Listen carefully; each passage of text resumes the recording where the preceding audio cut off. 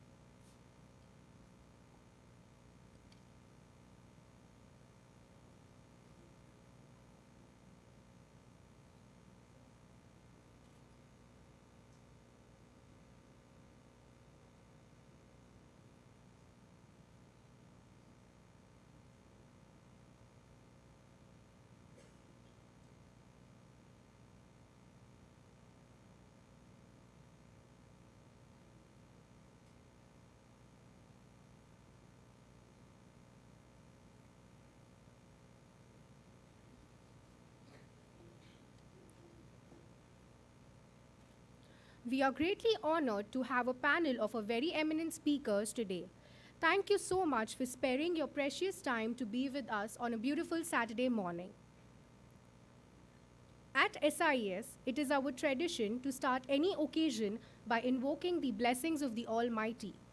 I request the dignitaries to come forward to light the traditional lamp while Ms. Netra Bapardekar recites the Saraswati Vandana.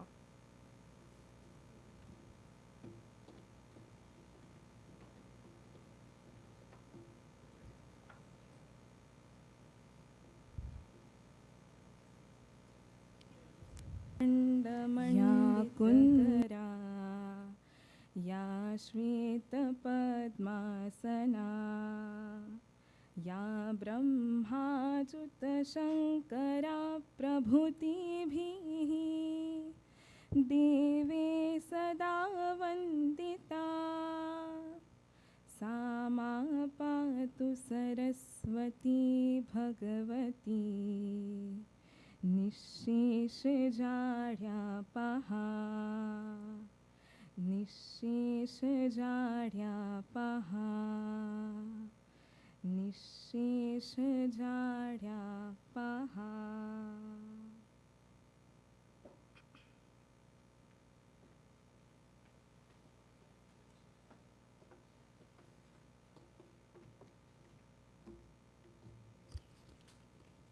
Thank you, Netra.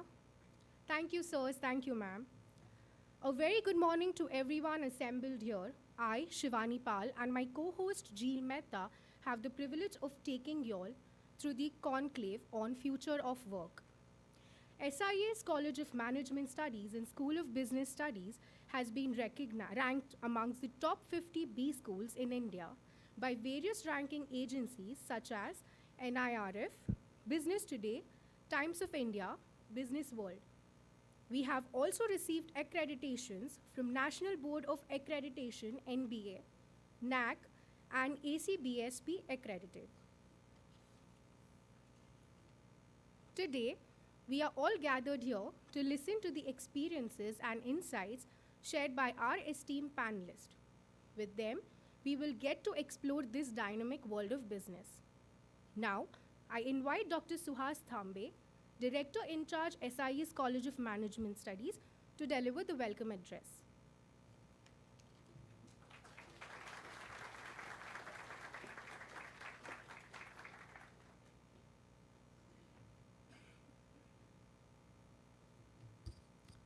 Good morning. Okay, good. On behalf of the South Indian Education Society, the SIS College of Management Studies, the SIS School of Business Studies, faculty, staff, and students, a warm welcome to all our distinguished guests here today. Today we have Dr. Sujaya Banerjee, CEO, Capstone People Consulting, Ms. Nalini Nuttan, Director HR BASF, Mr. Arjun Naik, HR Leader Bank of America, Mr. Jaideep Kevalramani, Head of Employability and Chief Operating Officer, Team Leads EdTech, and Mr. Sanjeev Das, Client Partner, EMA Partners International, and Mr. Anis Merchant, Head Global Growth and Client Success, Code5 Intelligence. Once again, a warm welcome to you all. The pandemic has been a big disruptor of the workplace. During the last 3 years of the pandemic, not only did we all deal with this disease at a personal level and at a community level, we have also needed to invent and learn new ways of doing our work. In a world that is increasingly becoming digital, how does one strike a balance between the physical and the digital workspace? The penetration of artificial intelligence, employee fatigue, mental health, the scarcity of highly skilled talent, and shifting employer-employee dynamics. All of this have led to a renewed focus on people. How will work evolve with the increasing penetration of technology and increasing emphasis on the human experience? How do leaders manage their team while dealing with their own uncertainties? How does HR manage leaders in these uncertain times? What is the future of work going to be? So without much ado, let us open this discussion. I'm sure we will all have some clarity and some insights into the subject. Thank you.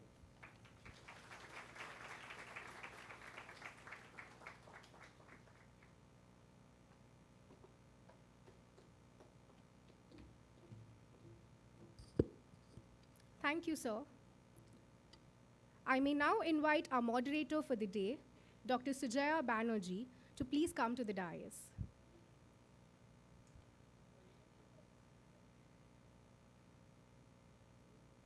Dr. Sujaya Banerjee is the CEO of Capstone People Consulting, which is a leading consulting firm engaged in fields like managing organizational transformation, performance culture, through leadership development, diversity, equity, inclusion, and many more. Ma'am is a serial entrepreneur who has over 30 plus years of corporate experience in leading change through people in one of the reputed brands like SR Group, the Mobile Store Limited, AGC Networks, to name a few. Dr. Banerjee has been listed amongst the top 40 HR professionals in Asia. She has won the Youth Icon Award and has recently been listed in Asia's 100 Women Power Leaders 2023. She has also been a part of Harvard's Learning Innovation Labs. She teaches change leadership management across countries and is a TEDx speaker. Dr. Banerjee is a strong proponent of futuristic leadership and addresses various topics like future of work, knowledge era, and positive management. Ma'am also regularly writes for Times of India Ascent and is also an author of Switch, How 12 Indian Companies Manage Change Successfully. She is the founder of Learning and Organizational Development Roundtable, which is poised to be the Asia's largest online community of practice and is the founder of Women's Leadership Forum of Asia. Ma'am, it's a pleasure to have you with us.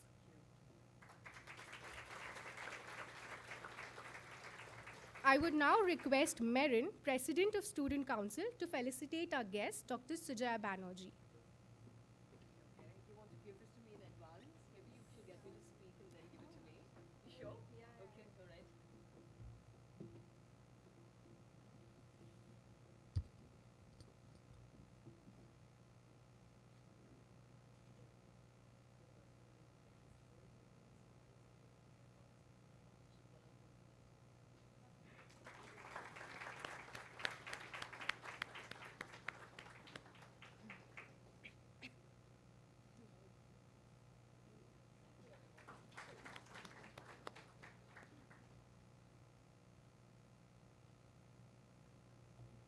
Now, I would like to invite the panelists to the dais, Ms. Nalini Nutan. She is the Director HR at BASF South Asia and is the seasoned HR leader with a rounded experience in almost all HR knowledge areas and also employee relations in manufacturing entities. She has been into HR consulting roles with IT and FMCG organizations like Clariant India Limited, Owens Corning India Limited, and Hindustan Unilever Limited. Ma'am has also been a part of board in Cyper, investment bank for 3 years between 2011 and 2014. Ms. Nutan is a transformation leader and brings out impactful change with expertise in M&A, mentoring senior teams, developing HR strategies and implementation, and leading cultural transformation. She has completed her education from College of Management Education, Ranchi. Ma'am, we welcome you. I would now request Avira to felicitate our guest, Ms. Nalini Nutan.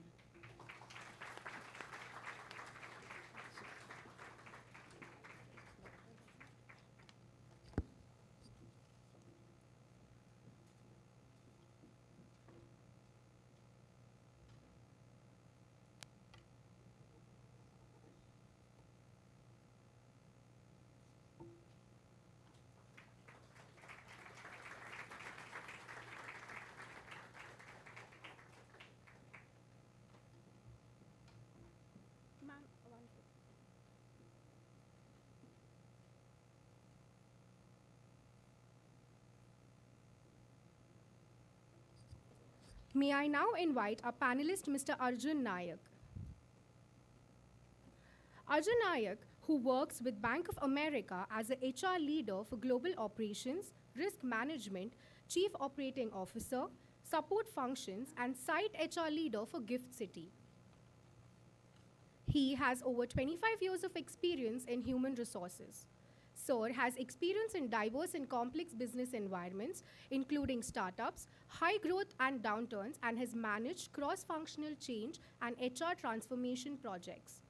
During his career, he has had the opportunity to carry out various roles such as HR business partnering, compensation and benefits, and talent acquisition. Prior to joining Bank of America, he has worked in organizations such as Morgan Stanley and Credit Agricole. Mr. Nayak holds an MBA with major in human resources and a bachelor's degree in accounting and economics, both from Mumbai University. We are proud to say that he is the alumnus of the college.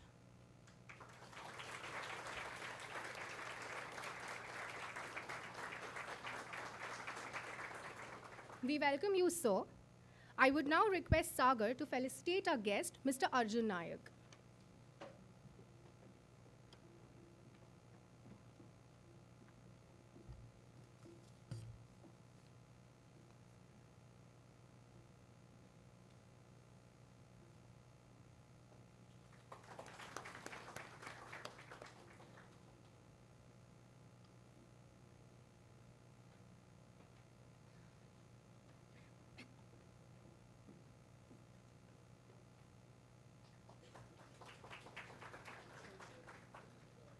Now, I would like to invite Mr. Sanjeev Das to the dais.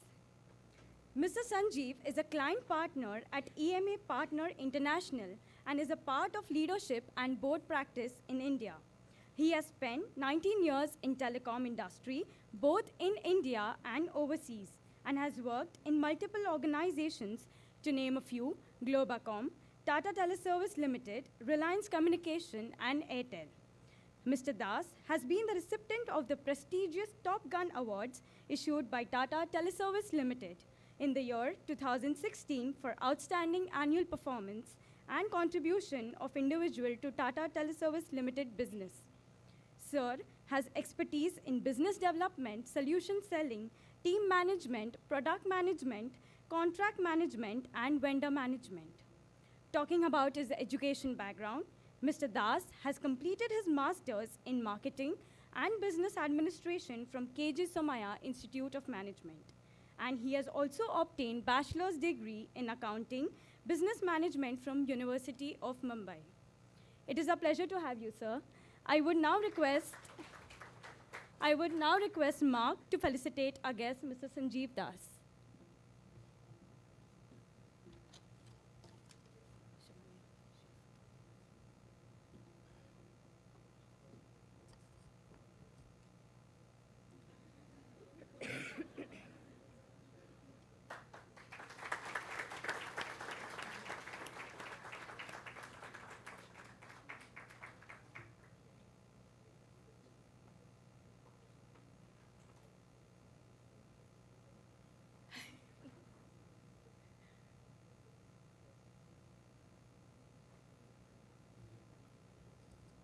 Today, we also have with us Mr. Jaideep Keval Ramani, the head of employability business and the chief operating officer of Team Lease EdTech. Sir has over 25 years of experience in leading and developing business across technology, outsourcing, digital, and in artificial intelligence. He holds 4 patents in artificial intelligence domain and has been recognized as an ecosystem contributor by Government of India Initiative for AI. Mr. Keval Ramani has authored several white papers and articles on subjects like disruptive business model, digital platforms, decision making and innovation.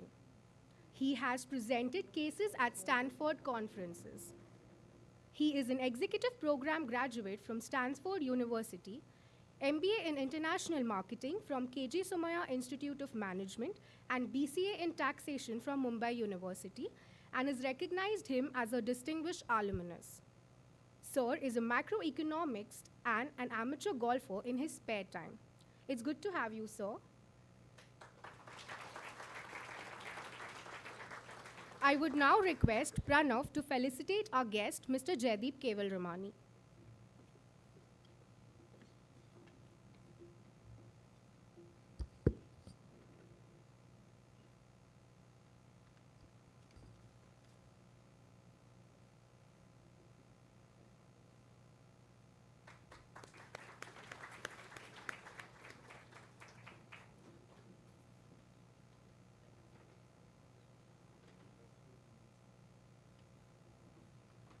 And finally, we have Mr. Anish Merchant to the dais.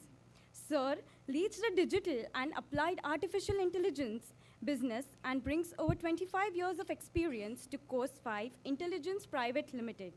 He has worked with numerous global Fortune 500 clients across various industries, including CPG, retail, travel and hospitality, telecommunications and technology, media, and e-commerce. Recently, he was recognized as 40 under 40 by a premium Indian publication house to honor his digital initiatives. In addition, he co-authored a book, Black Book, on exponential technology.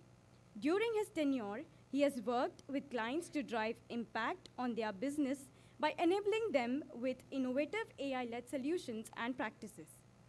Also, Sir is trained in Lean Six Sigma with a sound understanding of applying quality tools in day-to-day operations. His specialities are into artificial intelligence, customer relationship management, business insights, MDM, digital analytics, social media, and big data. Sir has done his MBA from NMIMS in marketing management. We welcome you, sir.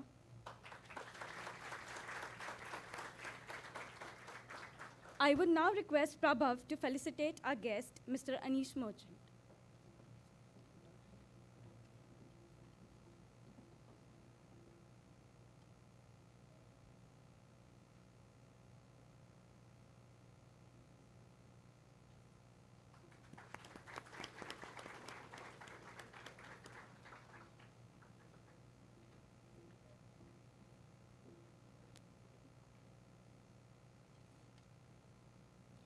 Before we dive into the discussion, let me share a quote with you all, which says, "The future of work is really about people deciding to live and work in the way they want."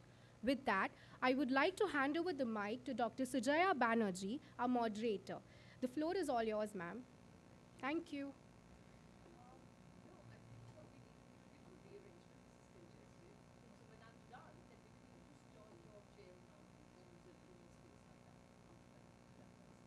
Also, I think we need to move the mics so that it's not be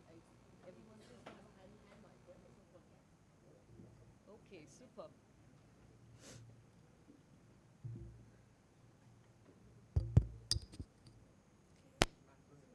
Yes. Yes, please. Are you going to give me a slide changer? Because there's nothing here. Okay. Yeah, we want the mics actually. That's what we needed. Yeah, that's okay.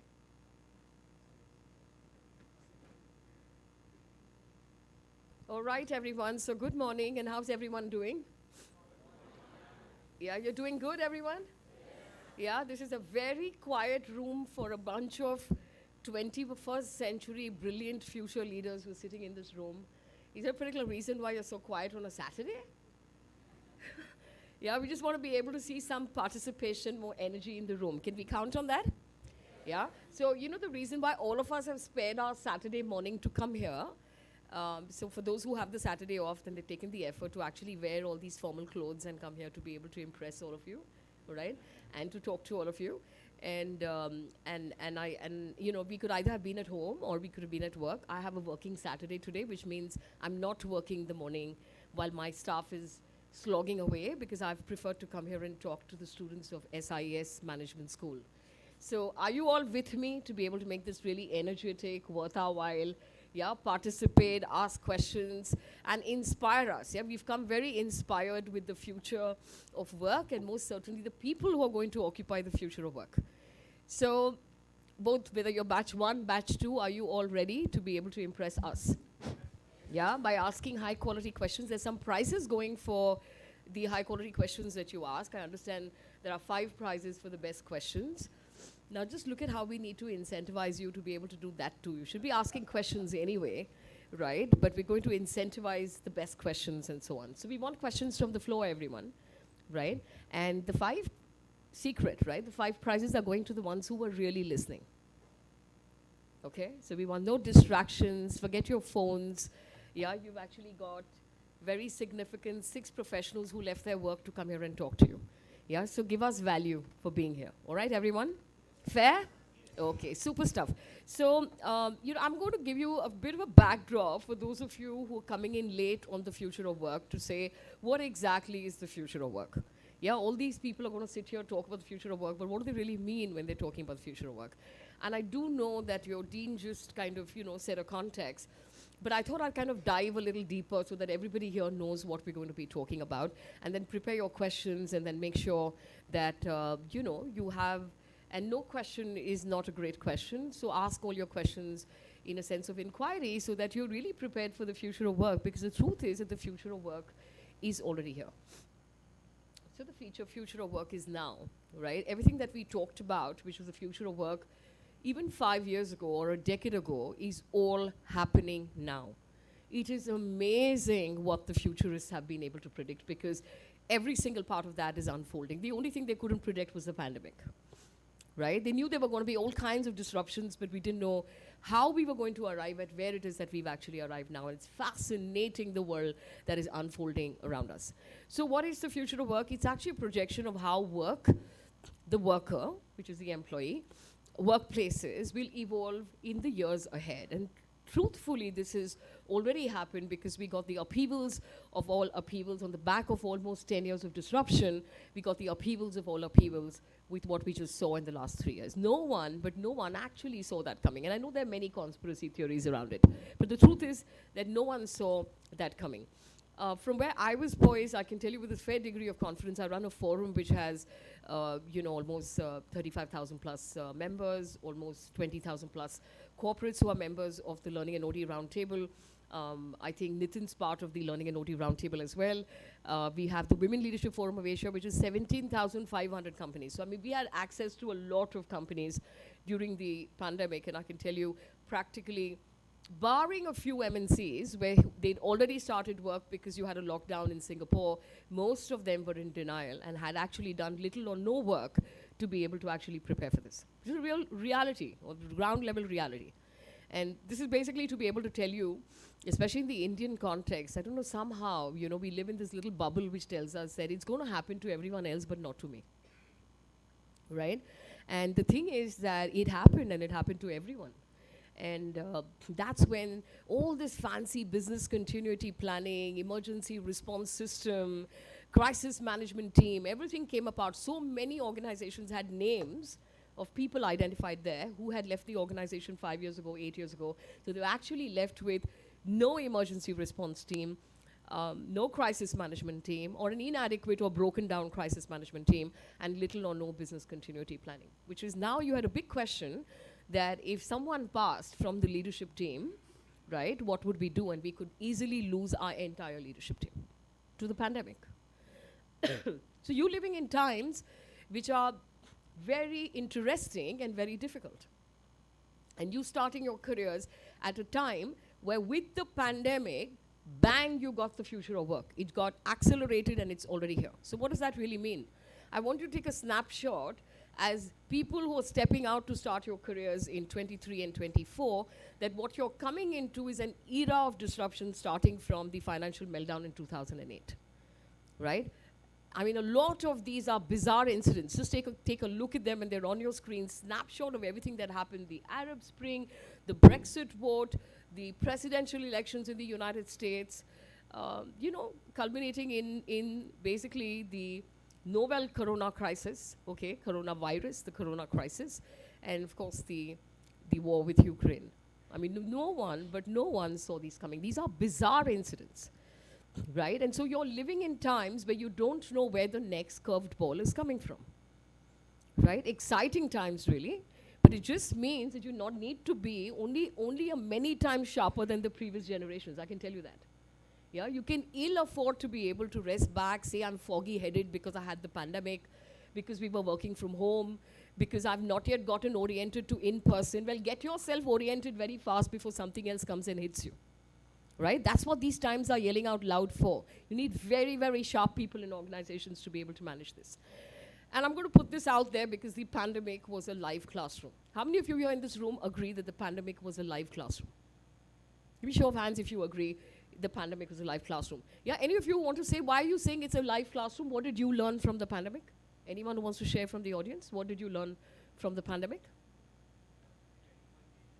To get ready for change, okay. And it can come from anywhere. And you could not have predicted it, all of that. Who else? Why is it a live classroom? Because? Yeah? Louder? Yeah, you must have a 21st century leader's voice. Yeah, throw your voice. Yeah. Okay. All right. So you read about VUCA, but it actually happened, is the point you're making. Okay, great stuff. Who else? This side is quiet. Why is it a live classroom? Why is the pandemic a live classroom? Yeah.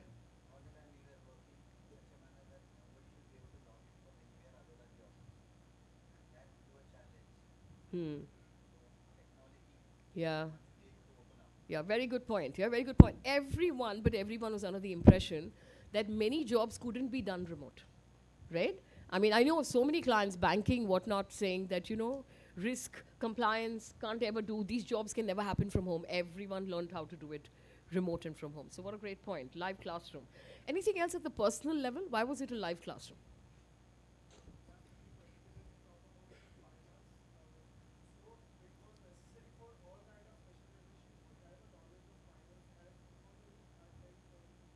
Okay. To manage their finances, okay. At a personal level, you're saying, yeah, it's been live classroom for various reasons. You're saying that people realize that I can't keep blowing up my money. Maybe I don't have longevity of perhaps work or resources. So I got to figure. Also, people learn to do with less, right? Everyone learned to do with less. A lot of people told me that I sat back just looking at my cupboard saying, I don't even need these things. Why did I even buy it?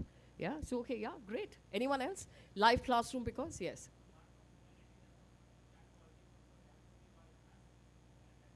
Okay, what was that? You're saying humanity, the human connection. Can you give him a round of applause? I think that has been such a significant one. We took a while to get to that, right? We figured, okay, how unsustainable life is, how fragile life is, right? That we need to care for people and let people know that we care for them right now. That now is what you need in human relationships and human connections. Yeah, how many of you here in this room, if you got to know that someone had COVID, but you didn't have COVID, did you experience feeling unwell if somebody else had COVID? Yeah? And do you see that's the power of human connection, where you don't feel well if the community is unwell. I want to repeat that you never feel well when the community is unwell. Please take away that lesson from the pandemic. That is, to me, the most powerful that ever came out of this live classroom, is the power of human interconnection. You know, it has a phrase in Zulu, if you want to ever learn it. It's called Ubuntu. Ubuntu, yeah? Desmond Tutu wrote about it, yeah? Ubuntu, the power of human interconnection, the interdependence between human beings. And if you looked at social distancing, you know, not bringing in, congregating people together, did you see how it harmed people emotionally? Yeah, didn't it? It kind of created disconnects because you couldn't anymore meet friends, come together, and you realize how sad you felt when that didn't happen. So it's really understanding the power of human connection. So thank you for bringing it up, even if it was the fourth or the fifth thing that we thought about in the context of the live classroom. So what are the characteristics of the future of work, and how do we know that this is actually manifesting? I think the first thing that I want to talk about is that very significantly, one of the things that technology has done, and technology has existed, it's been a disruptor for over a decade now, but you know, you're seeing the upending of all upheavals now with technology, especially in the last 3 years, which is, like we said, technology has been a game changer in enabling people to be able to define where their place of work might be. So place of work is not necessarily workplace. So place of work and workplace may not be the same, right? Which really means you can work from just about anywhere, and many people discovered this. We'll talk when we have very learned people on the panel, so we'll talk more about whether that, in a protracted manner, is it sustainable to work remote? And we'll talk a bit about that, because most organizations realized that it wasn't. Even the ones who said that they were going to be working remote until the unforeseeable future ended up saying, come back to work, right? And even the ones who said we'll work hybrid are slowly beginning to realize that that's not quite working out. Everyone come back to work. So we'll talk a bit about that, but we did realize that technology is an enabler, it's a game changer. But the biggest thing that we're seeing within organizations now, with technology coming in, and we will talk about AI being a game changer. I'm sure lots of you in the audience want to know about that. But basically what this has led to is that you have different formats of work within the organization. Yeah, you've got people who are in-source, people who are outsourced, people who are contract employees, people who are basically consultants. You have all kinds of formats, and I've listed a few here for you. The workforce itself is getting redefined. Who you say is the workforce? Like, for example, when we were coming out of B schools and joining organizations, if we got a job, we knew this is a FTE full-time job that we were getting onto, right? You are joining organizations at times where do not be surprised if the brand you're joining does not remain the brand, if the format in which you're working with the organization does not remain the format, and that you yourself could end up working for more than one organization in different forms, depending on how your entire career evolves. So you're living in times where you can do all of this. We lived in extended periods of time where you either worked for one employer, employer A or employer B. But we'll talk about the ethics of this, we'll talk about the integrity involved with this, but you joining organizations in times where anything can change, and your format of work can change, the brand you're working for can change, the way in which they look at your role, or whether it's a distributed role, whether your role has a job share where 3 other people are doing your role as well, and you don't have exclusivity of the role that's been given to you. All that, so long as whatever it is that works for business.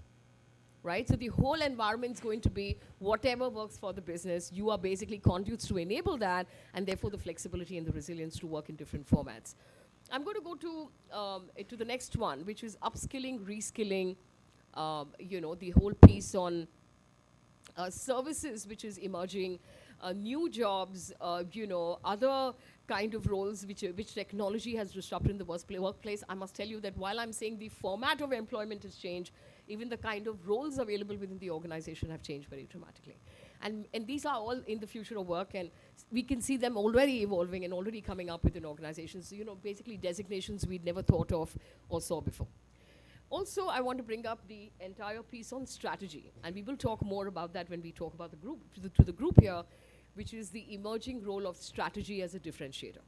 And I think increasingly in the 21st century, there's a realization that your differentiator is not just your strategy, it's actually your culture, right? So basically, if people want to get to know anyone's strategy, they can call 2 or 3 senior people from that organization for an interview and ask them what is the strategy of your company. It's that easy to know the strategy of the company, right? But it will struggle with the potted plant syndrome if someone tried to blindly copy that strategy, because you don't have the culture to enable it. So really the differentiator is culture and not strategy, right? And we'll talk more about that during our conversation here today. I want to draw your attention to what you're seeing on the screen right now. What do you see on the screen right now?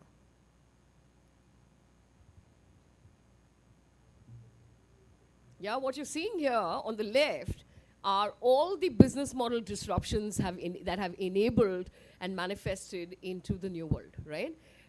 Very significantly, how you consume entertainment, how you consume, how you pay, how you buy groceries, how you basically, enable yourself through Wi-Fi. I mean, all that remote working would not have been possible if you didn't have Wi-Fi, right? So on the left, you're seeing all the manifestations of business model innovation. And on the right, what you're seeing is refusing to go from organizations. So the hierarchy, which basically distributes power, and let me tell you that younger people like yourself joining organizations are no better than the ones who are power hungry in the hierarchy. Now, I'll tell you why you can never disrupt a hierarchy in a workplace is because the people who can disrupt the hierarchy are at the top of the hierarchy, and they will not disrupt it because they are the recipients of the hierarchy, right? And so power being distributed in this fashion, actually hierarchy was supposed to define how work is distributed, not power, right? But that's how it has panned out. Just for you to know, general knowledge, right? Which industrial revolution do you think the hierarchy belongs to? Yeah, you're all smart MBA students who are going to be graduating shortly, yeah? Which industrial revolution does the hierarchy belong to? No one? It's Industrial Revolution 1.0. Which industrial revolution are we in right now? Yeah, so welcome to the truth and the reality. This does not belong anywhere in Industrial Revolution 4.0, but this has a way of perpetuating, because we're essentially power hungry in our macro construct. Yeah, all of us like power. Everyone likes power, right? And we enjoy it even more when there's disparity. You enjoy it when someone else doesn't have it.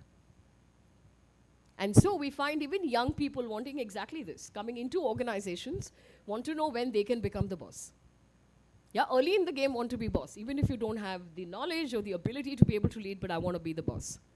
So look, I mean, to me, I'm just trying to give an invitation out here for you that the future of work is about being able to address the anomalies of culture which does not have voice because the hierarchy excludes very significantly. Last but not the least, holistic well-being, which is so important within organizations. We've ignored this for a very long time. It's like it's basically been human doing for too long rather than human being. And increasingly in the future of work, it's about organizations that will succeed in the future are the ones who recognize the power of emotional, psychological, and social well-being. And we will bring in the entire group here to be able to talk a little more in some time. But I'm going to, with that, pause and then involve everyone in the group with with a few questions.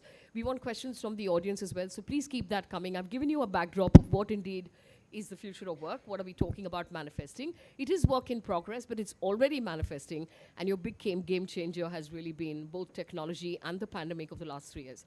So with that, I'm going to move over to be able to ask questions to this lovely panel that we've been able to put together. May I? Yeah. Okay, this is on? Yes. So, we can ask any of you to be able to go, but I have a question, which is, we just spoke about, is this on?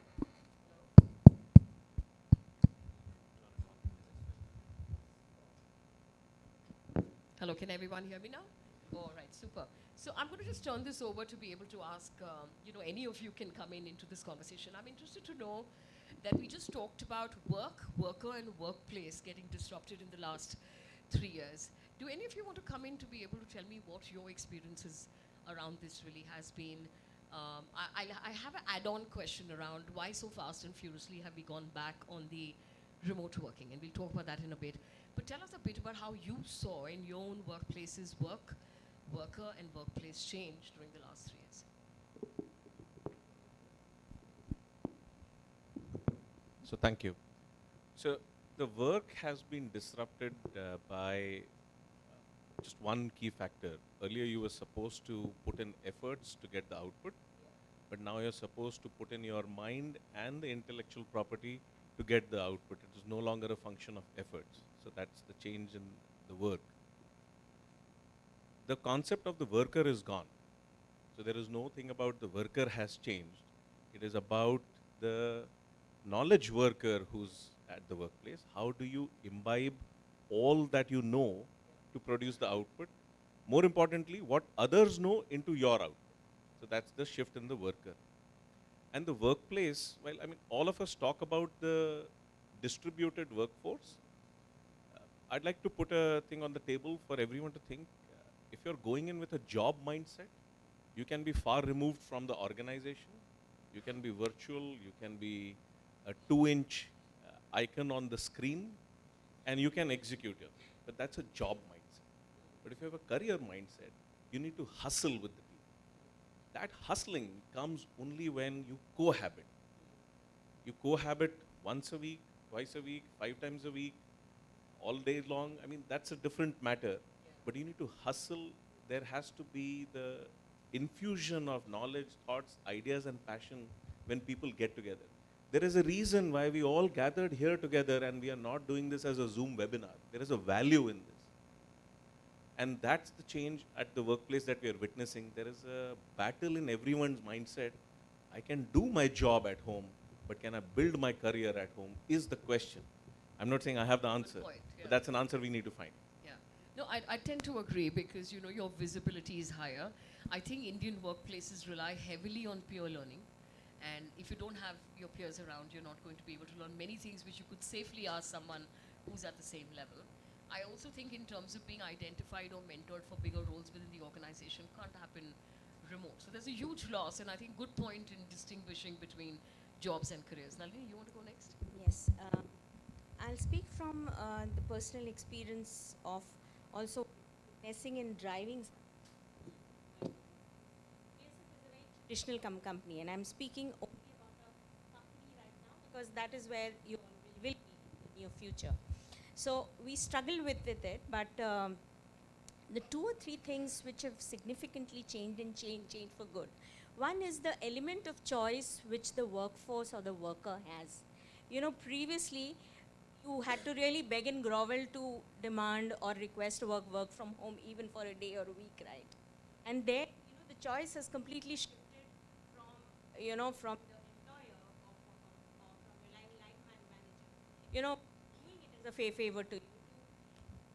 We have now roles which are location agnostic.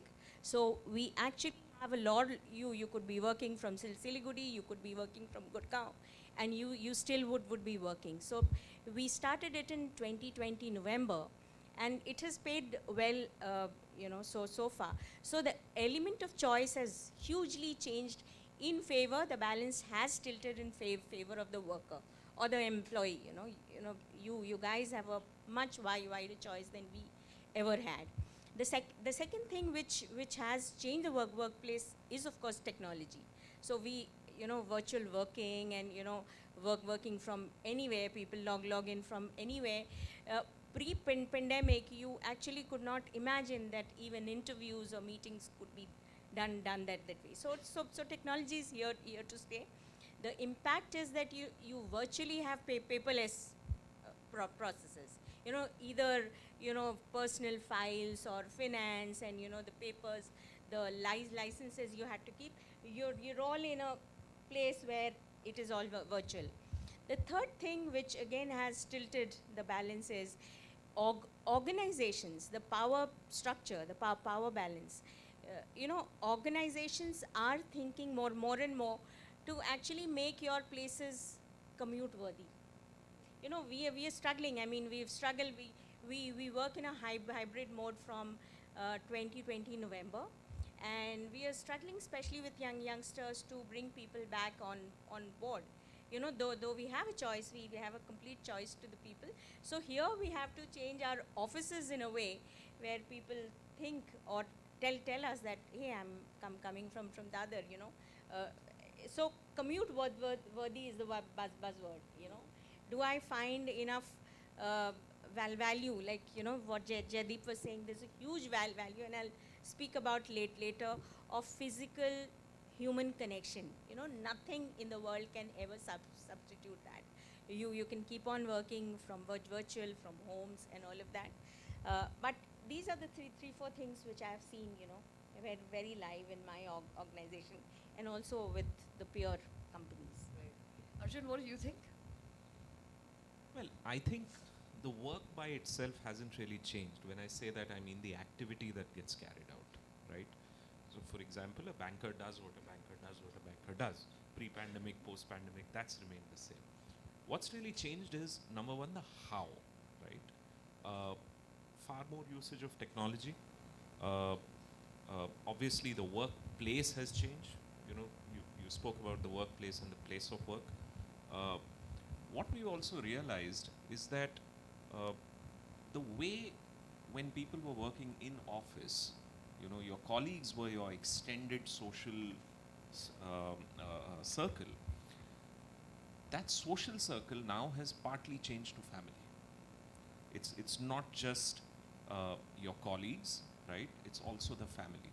So, for example, if your employee is working from home, and this happened so often, right, during the pandemic, and a family member got infected with COVID, it impacted your productivity.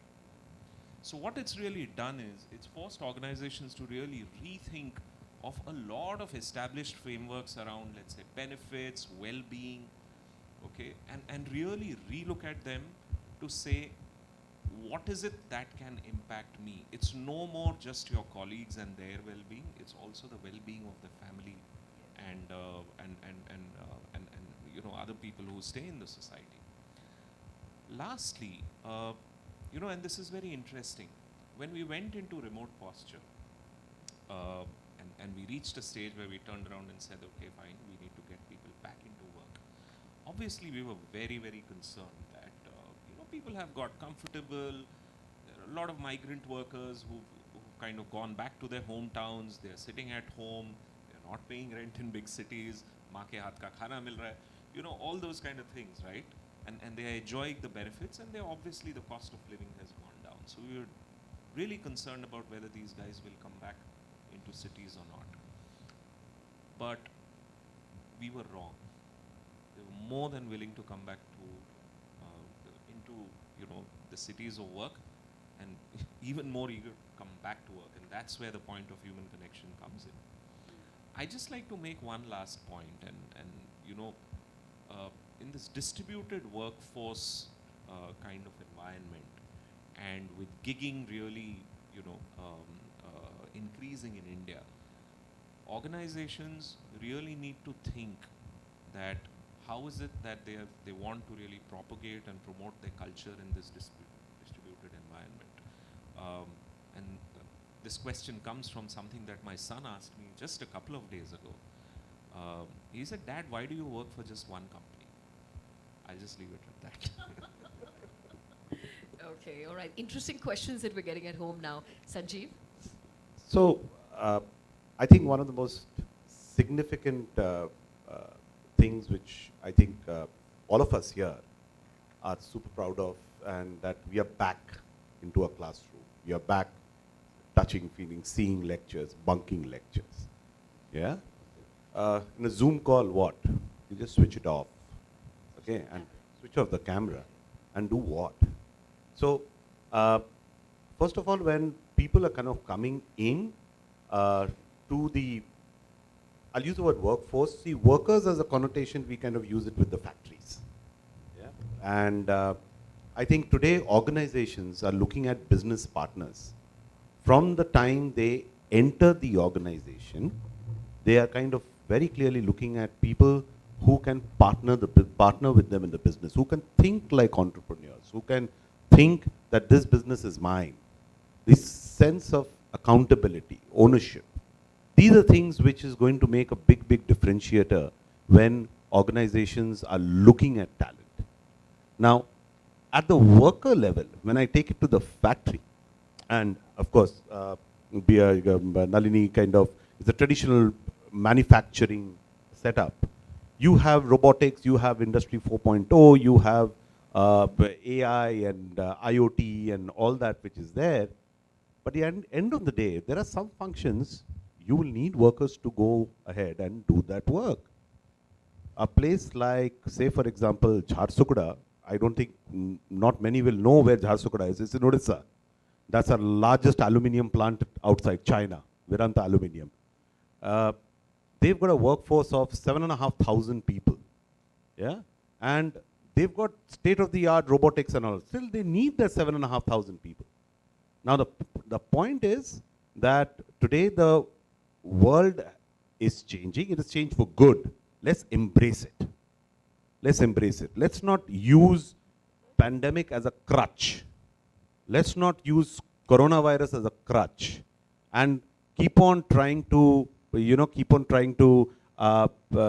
saying that, okay, we come from that era. So this is bound to happen. There will be another round of disruption very soon. I mean, we hope and pray it's not going to be the pandemic, but it is going to, nobody knows what's entailed for the future. But what's important is for us to be adaptable, to be able to kind of say, yes, I want to embrace it. That's going to be the big difference. Yeah, we'll talk more about mindsets that are required for workplaces of the future. But, I think you already spoke, so we'll take our niece in. So I think in this one, we want everyone in because this is such a palpable, differentiated experience, isn't it? So specifically talking about the three dimensions which you spoke of, I think a lot has been said, so I'll not repeat some of the stuff. But I go back to the point which you made, the humanity aspect. In all of this, what's changing and what has changed for good is recognizing what is our preference, what is the need which we have, whether emotional, physical, personal, professional. And as part of that, companies as well as employees are looking at whether it from a workplace perspective, what can be broken down, what do I need to do, and what do I need not do, as an example. So what do I need not do, and that's what is giving birth to gig working, co-pilots using technology, which is challenging the companies as well as the employees that what is the future of human beings in a workplace? Why do they need to come to a workplace? To things which have already been said for collaboration, discussions, all of that. Then really thinking about, do we really need people to warm seats on the table, right? Which is no longer a requirement. So that definition of why and how and the medium, like what is the medium of a workplace and how do we make it commute friendly, is the critical question which everybody is trying to focus on. And as employees and people who are staying here, one thing which I would say, as you spoke about hierarchy being Industry 1.0 focus, are the way we've been educated, the way we've been trained as workers. We've never been trained as skilled workers. To his point, we need to be entrepreneurial bent of mind, we need to be solving problems. We just don't want to get an FTE job. Today, the skills are multifarious, the jobs are multifarious. All of us want to be multifarious individuals, like some of us want to be on YouTube or be on Instagram, right? We want to be an influencer, all of those. They just don't want one career. So skills is the critical dimension here as a worker. So it's no longer a worker, it's skiller or skill. That's the new thing which is coming up rather than, and workplace, the two sides of arguments, whether working from home is productive or coming to work is being productive. So workplace has completely been disrupted. There's no more workplace. So yeah, that's my perspective. All right, great stuff. I want to go to, I want to be able to move to the formats of work in the workplace. And I think this came on the back of, I think got highlighted on the back of this entire debate around moonlighting and figuring that one of the things, the outcome of the pandemic had been that you didn't just have the quiet quitting and the great resignation or whatever, but also emerged was a debate around the integrity around being employed by more than one person or even being able to take on short-term assignments. So just want anyone who's had an experience around this to be able to bring that live for the audience. I have a very counter point of view on moonlighting. and sorry if I'll be ruffling some feathers here when I say that. If you look at moonlighting, moonlighting has been in existence in many professions, but it's never called moonlighting. Like doctors not being associated to one hospital, they going in and working in multiple hospitals. Same with lawyer professions. Same with CEOs participating in other boards. You need water?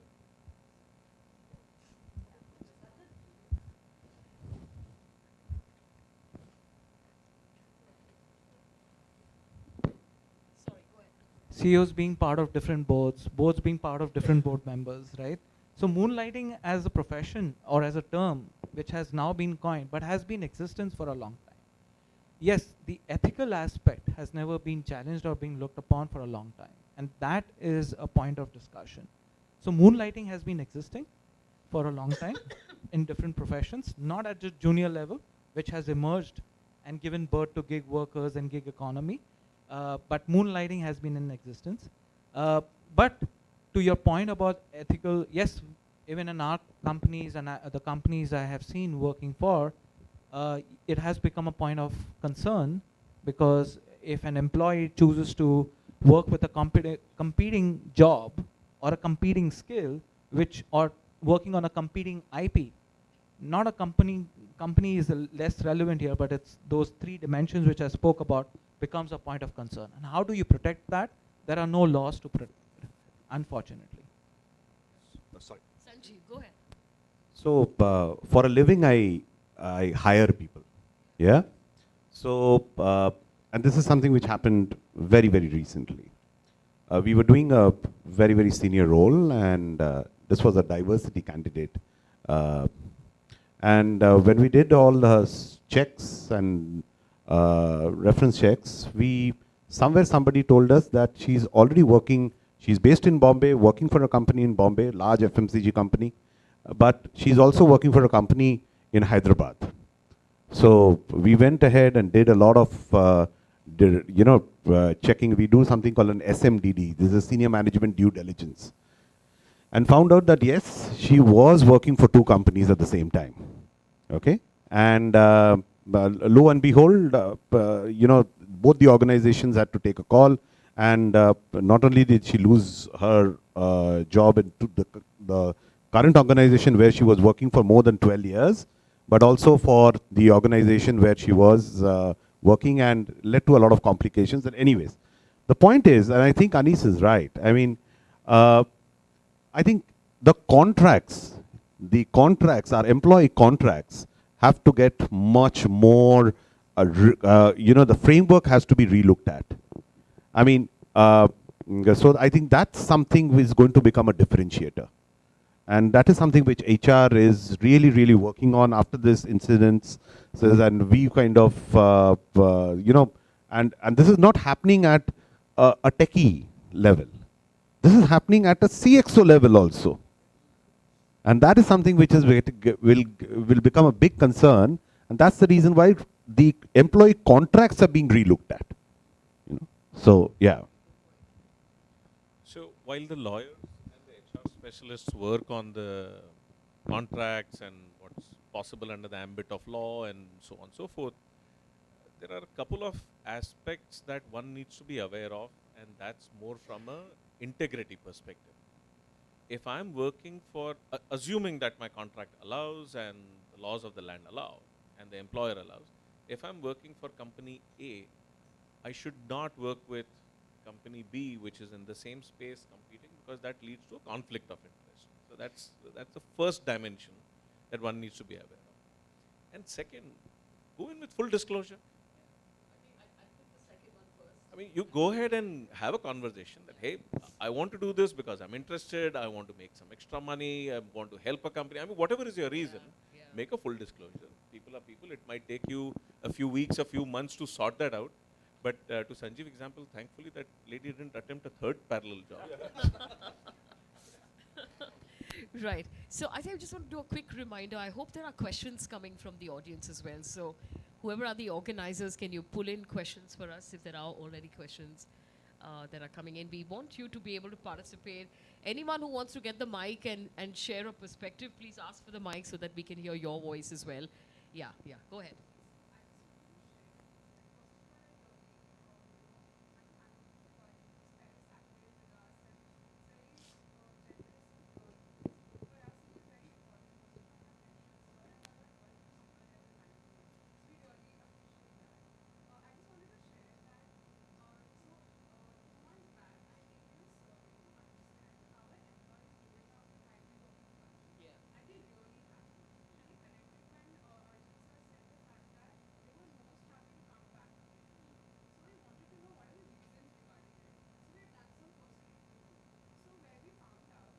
people do not feel recognized for their work, even if they are making change in the organization at a middle level. Also, they're not being recognized for their work when they're working remotely. So, do you think that as HRs there should be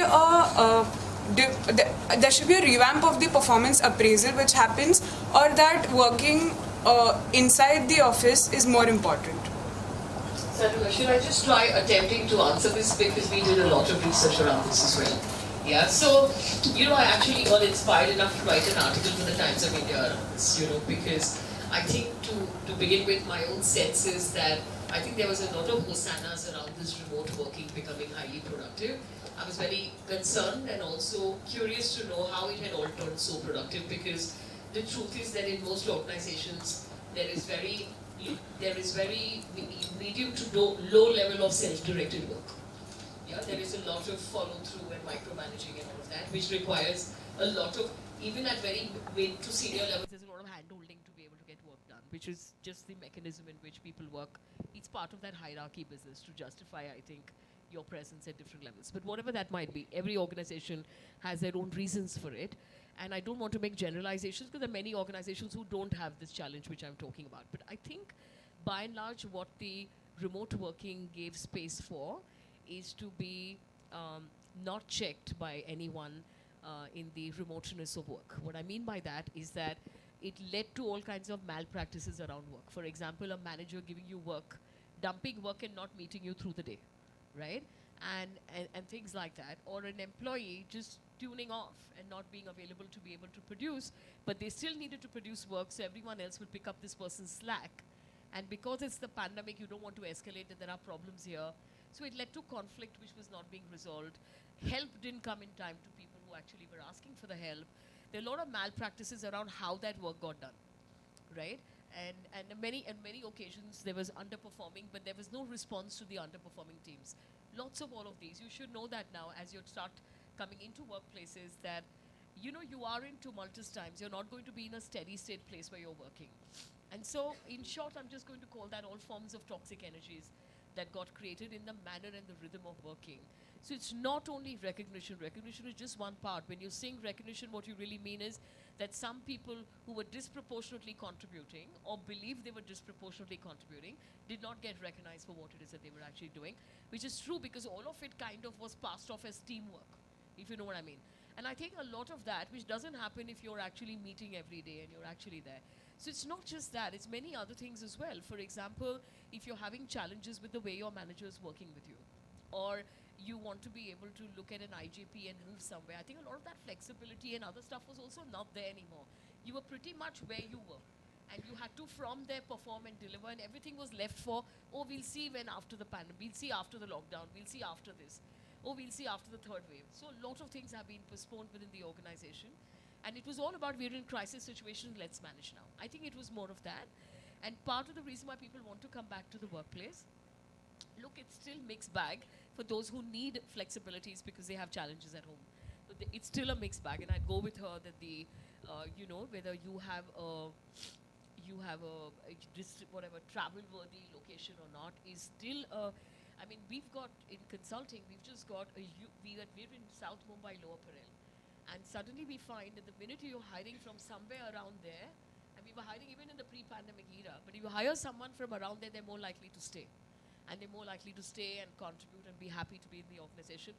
Anyone who's living in the suburbs is so tense from the time it's 6:30 and 7.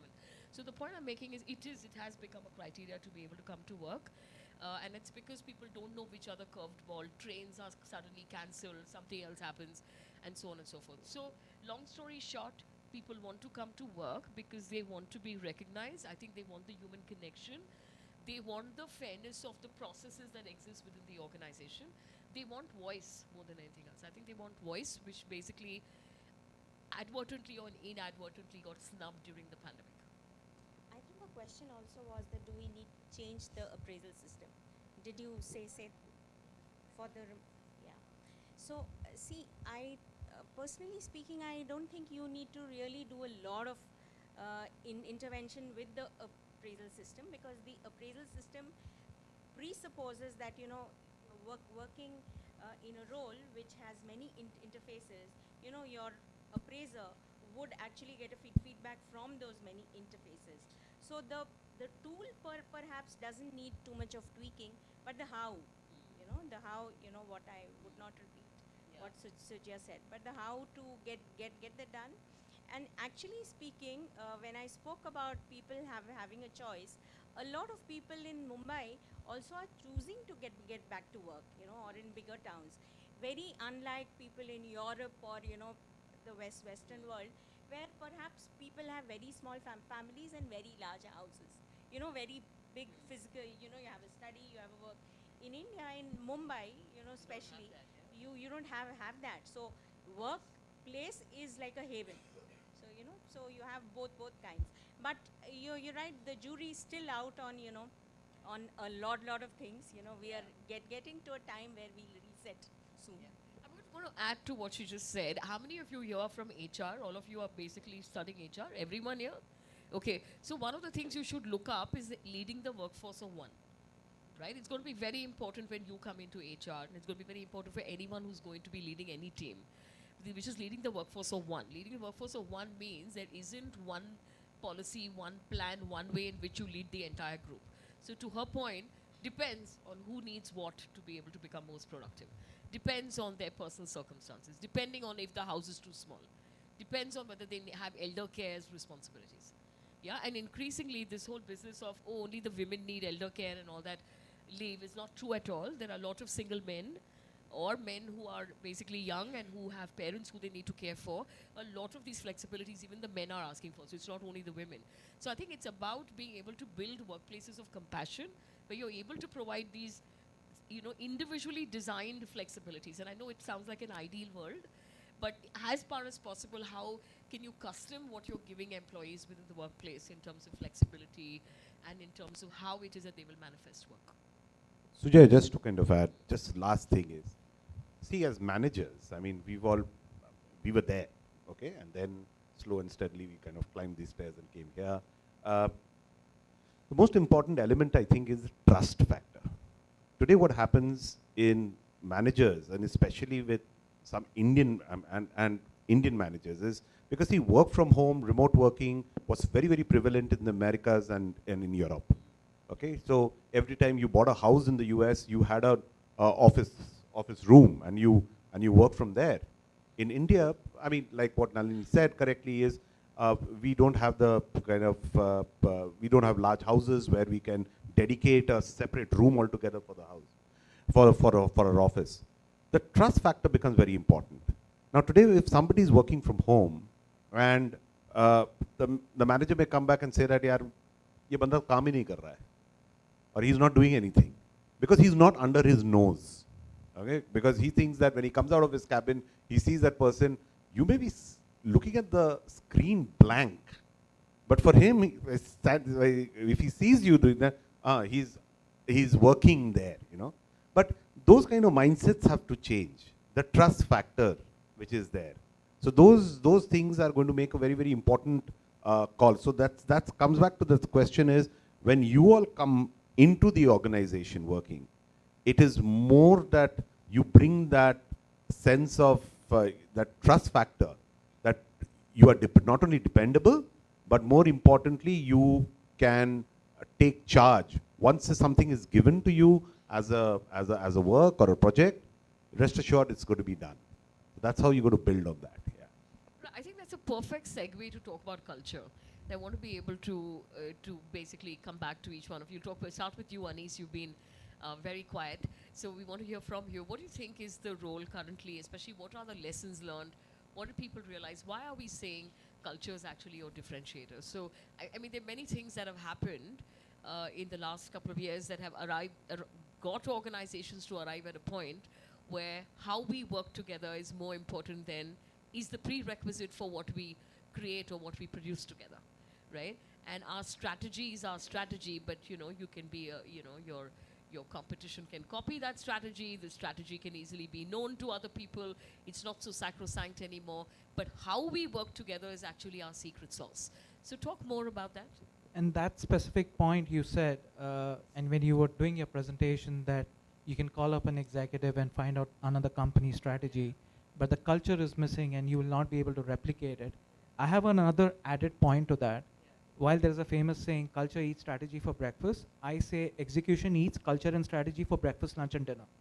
So it's that third dimension, which is execution. And to the point about how do you bring together every aspect, and how do you work together, and what is your execution method, your processes, your practices, execution is key. And here what is happening is that the executions are being looked upon as a job. And that's where that culture is failing, and that's where strategy is failing. So to go ahead and get everybody back together is you are trying to get your execution in order, which imbibes, culture cannot be felt, touch, right? It needs to be lived. And the only way you live it is when you come together to execute something. And that's where strategy comes to its fruition as well. So that execution is more critical than culture, right? In my mind. And specifically in that context, that's why the need to come back is being felt more now, is because you're not looking at the company or that job as a job, you're looking at the company as a career, or you're looking at that job, okay, I need to do more, need to add more, need to learn more, and that you only do when you come together to do that, right? With personal and physical and emotional touch, which you get through that execution process. So execution from strengthening the culture and enhancing the strategy is critical. And so culture is getting redefined. It's about that emotional connect, trust, all out of that. And especially to this young crowd, we all lived in an era where we were looking at brands. You know, we got into this brand, you know, our life is secure. We would probably retire from that brand, right? Probably our fathers, forefathers did that. Then came feature sets. You know, what are the features of that brand? But here, this generation is caring more about the values of what that brand stands for.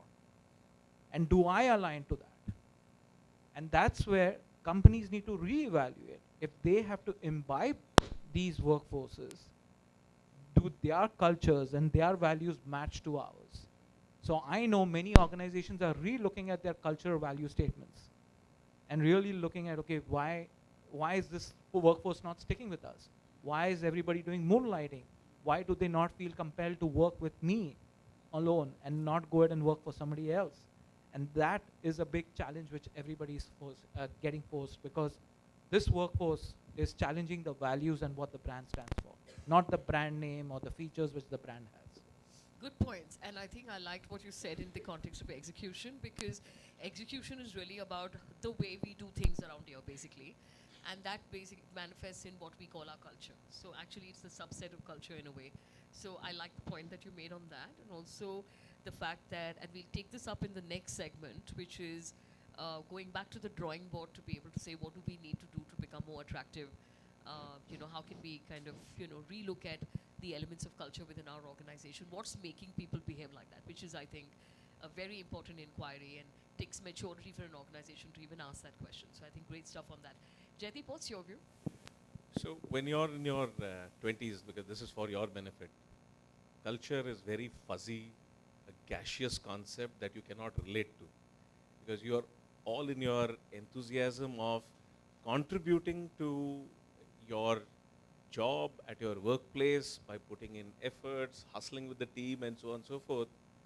But then suddenly the unspoken and the unwritten responses to your actions and behaviors starts hitting you. That is culture. Nowhere is it written how should a manager recognize and reward your performance or your poor actions and so on and so forth. And then suddenly you start experiencing things that are outside of the policy, outside of the process, outside of the procedures and so on. I'm sure everyone has heard the story of the 5 monkeys in the cages being replaced and all. I mean, it's the unwritten, unspoken responses to your actions that is what defines the culture of an organization. You pick up on that culture, and when you maybe change organizations, you go and you experience a different culture. I mean, that's what culture is. There are various studies and dimensions and definitions of culture. So feel free to experience that rather than walk in and ask a very clinical question, how is the culture of this organization? I mean, you're going to get a very singular perspective from your recruiter or from your friend who's working over there. I mean, culture is a lot. So don't worry about it. By and large, I think we spoke about big brands, big organizations that survived and all. I mean, they have a pretty good culture. I mean, people are working over there. Adding the pandemic perspective, I think all of us experience the best and the worst in ourselves and in others as well. We saw how selfish everyone can be and how generous everyone can be. I'm saying everyone saw the extremes over there. Not to pass any judgment on that, but when that happened in the context of an organization, how do you distribute the limited cash flow? Do you pay the juniors first, or do you take care of yourself first? How do you take care of layoffs? Do you generalize and democratize the pain, or you let go of 50% and conserve the 50%? I mean, those were the sharp contrasts in the organization culture that came out in the pandemic. And the post-pandemic survival of that is what is reshaping the cultures at the organization. So true, very true. Well said. Sanjeev, do you want to add to that? Yes, I mean, both Anis and Jaideep kind of said the right thing. Just to add on that is, see, organizations have, and large organizations, and some of you will end up working in very, very large organizations. People think Indian organizations have a different culture. MNCs have a different culture. Yes, they have a different style of working. Okay? So, but from a culture perspective, I mean, it is how you step into that organization, what you adapt and what you not adapt. Because tomorrow, when you become business leaders, and most of you will become, it's how you then take that, imbibe that, and tomorrow maybe some of you may or build an organization or start a startup. So those things are going to be very, very important. So from a culture perspective, this is, don't put a very definite thing in your mind that today when we talk to CEOs, and I hire CEOs of companies, he's saying, there are people who come and say that, oh, company ka culture kharab hai yaar. How do you define that? That's something which is, you can't say something like that. Yeah, so different companies have that. It is up to us to kind of imbibe, be the sponge, adapt. There are pluses and minuses. I mean, as children, we were taught not to get into vices, right? We're not to get into vices. But still then we kind of took that very calculative call and got into certain vices of maybe, you know, lighting up a cigarette or having a drink. So, yeah, so that's how it is. Okay, all right. I'm going to move this over to a place which I think is going to be of great interest to this audience, which is to talk about hiding people from Generation Z, right? And I want to talk here about, you can already see them smiling and laughing because everyone's having similar kind of experiences. So I'm going to tell you some of mine. I work with a cross-section of companies. We're a 5-year-old startup. We work with over 127 organizations. They're all leading organizations. Many of them are MNCs, but they're also large Indian groups and what have you. So I'm going to try and give you some glimpses of the experiences I have had with organizations who are hiring young talent into the organization, particularly Gen Z. I'd imagine most of the people here in this audience belong to that generation. So basically, I think one of the big questions, in fact, it's an enigma to hire people from this generation. That's what some of them have actually told me. They said this is a very enigmatic group of people. They don't seem to conform to any of the general principles of being able to orient themselves towards a career. Their perception of career itself seems to be fuzzy in their own heads. The reason they find them enigmatic is because, and we're talking about all of you, yeah, by the way. So, all right, so the reason that they are enigmatic is because what they understood about a career when we offered them a career within our organization. So now I'm going to say career stroke job, yeah, when we offered them that within the organization. We didn't know what principles were operating in their mind, so we are actually surprised with what it is that we say. Okay, so I'll tell you what they really mean. What do they mean by we got surprised after we saw what it is that these people thought careers really were, or jobs really were, is that you know, they come into the workplace and we've hired them and we're telling everyone, hey, we've got these young people who've come in, and you know, when we went out to campuses, we said we want you part of our future leader programs, and you know, all of that. Some of the companies have branded those future leader programs and got these people on board. And they're saying they attend the induction program, the orientation program, and there's the silence, low energy, practically no asking of any questions. Even our managers who are coming in and talking to them are saying, very uninspiring group of people and all that. Are you guys sure of what was your selection criteria? How did these people come in on board? And simply unimpressed with the lack of interest in the room, the lack of curiosity to learn, the lack of even interest in impressing who's come into the room. So basically, I think when senior people come in and they're talking to people, they want, as when we were young talent, you remember we would try very hard to be able to make sure people constantly got sort of, I think, a sense of confirmation about who it is that they'd hired. So you wanted them to feel safe about who they'd hired. I said, these guys are not interested in impressing anyone. They basically just come, they attend this. They seem to have brought in that same lack of energy and lackluster kind of orientation to their classes. They bring the same thing to the workplace. And they seem not very interested in what's going on over here. They're not a lot of questions. And frankly, I mean, you know, this seems like a very, some of them even mentioned saying that they think this is a very unhappy group of people who've come in here. So it just reminds me of a very interesting story I should tell all of you, right? So somebody in the family, and I'm married to a Bengali, right? So somebody in the family made a deviation, went to MIT, MIT Sloan, and then decided that he'd done MIT engineering and then MIT in the US. This is a part of the families in the US. And suddenly decided to make a deviation and start a Michelin star restaurant in. I can tell you how outlier it is. I don't know how many Bengalis are in the audience here. This is not common at all, yeah? For Bengalis to be able to move away and actually start restaurants and to start a Michelin star restaurant. This is very outlier, but it was amazing. The whole family was very impressed. He started a Michelin star restaurant. I happened to be in New York for something, and he said, why don't you come? And I said, great, because this was like a first for the family, that someone had actually gone and started a Michelin star restaurant in New York. So he said, oh, you know, I'm so excited you're here. And he tells the chef, come. She's a big shot in HR and all that, whatever that means. They come here, we want to ask you, give us hacks on how to hire people, right? And I said, listen, I know nothing about the hospitality industry. That too, you people are like the gold standard of hospitality. So frankly, I mean, I don't know. I mean, you need to look at service orientation, but do you not have a criteria if you're already hiring for Michelin star? You know what I mean? They already have a Michelin star certification. So I said, you know, are you not hiring previous Michelin star and so on and so forth? He said, no, actually we have. I said, what is your strategy for hiring, right? And they said, we have just one hack. And they looked at each other and giggled and they said, you're going to find it damn funny because it's not really a criteria. I said, no, go ahead, don't be embarrassed. Tell me what is your criteria. And he said, here's my criteria, right? That we don't hire people who are already unhappy. Yeah, already being the key word, underline already. And I thought it was a damn good strategy for hiring. Damn good strategy for hiring. We just do not hire with dukhi atma nahi chahiye yaar. Nobody wants dukhi atmas. You know what I mean? You're coming in here, you're lackluster, you're just sitting there like finish yaar. You know what I mean? What is this going on? So, you know, there was, how many here Bollywood fans? Give me show of hands if you're Bollywood fans. You like Bollywood music? Yeah, there is one very interesting Muhammad Rafi song, yeah? Koi Sagar Dil Ko Behlata Nahi.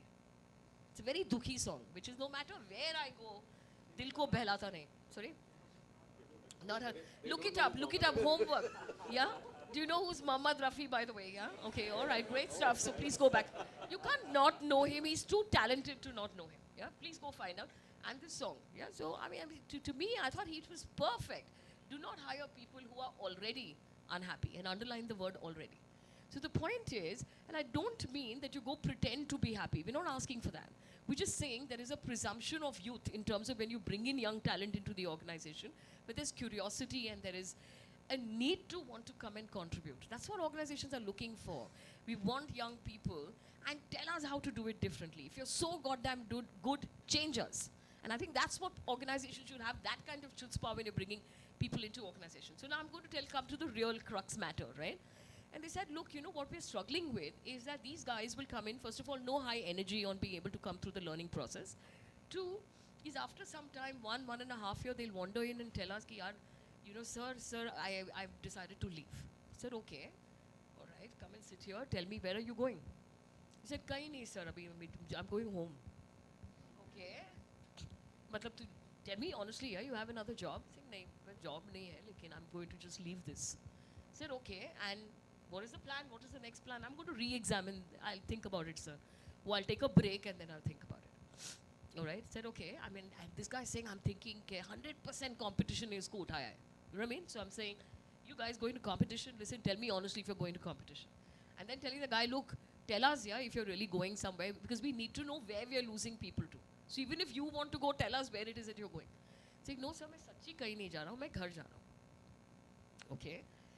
Same experience with number 2, number 3, number 4. He said, we're wondering what's going on with these people. Where are they going? They're going home. Okay, so he's saying, I asked one of the guys after he'd already put in his papers, कि यार तुम लोग नौकरी छोड़ के जा रहे हो, meaning whoever, you know what I mean? Occasionally they're finding different people leaving. तुम नौकरी छोड़ के जा रहे हो, तुम्हारे पास दूसरा नौकरी नहीं है, तो तुम कहाँ जा रहे हो? तुम्हारे माँ बाप तुमको झापड़ नहीं मारते क्या कि तुम ऐसे ही मतलब नौकरी छोड़ के आए हो? Because honestly in our generation, if you did that, and you didn't have a source of income anymore, people would say, then who's paying your bills? Figure out your life. Who's paying for this? A very veteran banker has asked me the same question when having a conversation with him. He says, Sujay, I'm hearing about this great resignation and all that, right? I mean, where are these people resigning and going to another job, is it? I mean, he's 70 years old right now, yeah? Very prominent banker. We all know him, but I'm not going to bring his name in. And he said that, you know, कहाँ छोड़ के जा रहे हैं? कहाँ जा रहे हैं ये लोग? दूसरे जॉब में जा रहे हैं क्या? So I said, नहीं सर, वो actually break लेते हैं. वो मतलब दूसरे जॉब में नहीं जाते. He's saying, break ले रहे हैं, तो इनका bills कौन भर रहा है? Yeah, who's paying the bills? I said, mummy, papa bhar rahe hain. Saying, acha. And then saying, for how long? And if they are married, then who's coping with this, with the bills? So the point I'm going to make here is there is an enigma around this business of wanting to leave a job without having a job in hand. Basically not having a reason for why you're leaving the job. Not having clarity on what you really want from your life or your career. Even if there's another thing that the organization can offer you, they don't know what it is that they can actually offer you because you seem to be unclear yourself. I'm talking about your generation. So this is a huge area of enigma. And when one of them said, they asked someone that, you're leaving a job without any other job in hand. What did your parents say? Mummy, papa ko bataya? What did they say? He said, मेरे mummy ने बताया कि बेटा कोई नहीं, हम अपने पास भी रोटी है. Which is basically to say, we'll pay for it, don't worry, in the interim, carry on. So I'm just going to pause here. Get me your reactions on how you're seeing talent, retention, how you want to address it, what are your experiences with Gen Z, whether there's clarity when you're actually choosing a job, whether they know and have clarity around careers. How can we help them around this situation? Because most organizations I know are struggling around this. So, Yeah. So, Arjun wants to. so I think the first difference that I see in this workforce versus, let's say, us, is that this workforce is not looking for validation, right? Now, the reasons could be many, and I'm as, confused as all of us, but they are certainly not looking for validations. They will not subscribe to a view of the organization or their managers or their seniors or whoever just because of the power distance, right? Or that, my manager knows more than me, or the organization knows exactly what I want. That's not what they believe in, right? Which we tended to believe, right? They are far more interested in knowing that I don't care if my manager has 10 years experience, what value can he add to me? Can I learn from him or her or not, right? That is more important to them. Is this organization truly going to take my career further? Okay, and only I can define what that career is. And when they see dissonance in that, and it can come from various ways, right? It can come from, oh, I don't think my manager is adding value to me. I don't think I'm really learning from her. Or I may be learning from my manager, but you know what? This is not the kind of culture I want to work in, right? So this is not taking me anywhere, right? That's where the dissonance, I think, is coming from. So a lot of these hierarchical structures, or for example, even at home, right? I mean, daddy knows best or mama knows best is no more the done thing, right? You are, children as young as 14 and 15 are, today deciding what subjects to take, what subjects to not take, right? In our time, we were told that, okay, this is what you need to do, right? So I think it's a manifestation of the fact that for whatever reason, they are not looking for validations, and they don't believe in the hierarchical nature of organizations. Okay. Yes. Naldi. Since I experience it firsthand, I think we are talking about many kinds of people. So Gen Z, to my mind, to just straight jacket a Gen Z to restless, looking for change. That is one type. You have various types. I think what this generation or the current breed of youngsters is looking at huge amount of flexibility, so to decide my workplace, my format, rewards, all of that. This generation is also looking at huge money and benefits. So I have seen, and we all have, that you would make career choices, you would make company choices. Gone are the days where a very top brand, if they were not competitive in terms of pricing, you would still go and join them.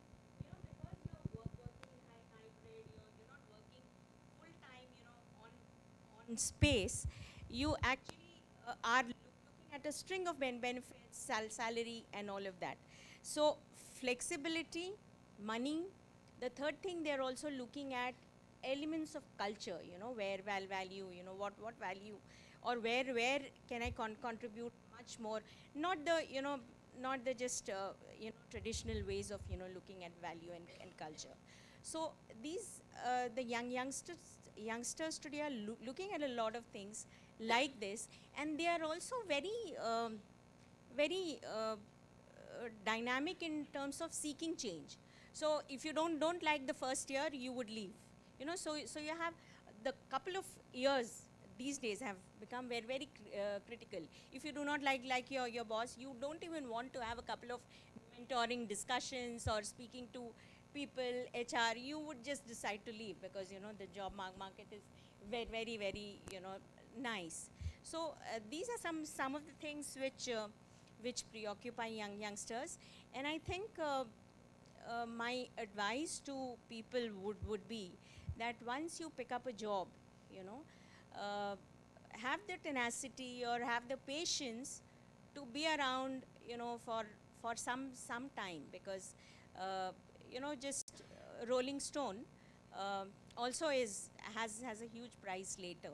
So different people would have different experiences, but yes, this is a different generation. I would not be so unkind to say that it is we all have seen our kids, teenagers. These days you have students at home. There is music, there is Netflix, and on top of that you're studying. So that is the kind of people we're dealing with. Good point. Do you want to add to that, Anis? I think not only this generation, all of us today have a lot of choices and overload of information and some new benchmarks. If you look at when we were growing up or when we came out of our campuses, we knew, okay, if you have to become a CEO, you have to spend 30 years in a corporate, 40 years, and then you will get that position. Yeah. All those rules are debunked right now. Correct. Yeah, Oyo going for its IPO, probably one of the youngest founder in India and all of that. So all those norms have been broken. So that's one thing. Yes. Second is the choices. Like you said, if somebody chooses to go home or chooses to, just leave the job, they have choice. And there is information, too much of information and misinformation. So-called influencers saying, oh, I'm earning $1 million, every month.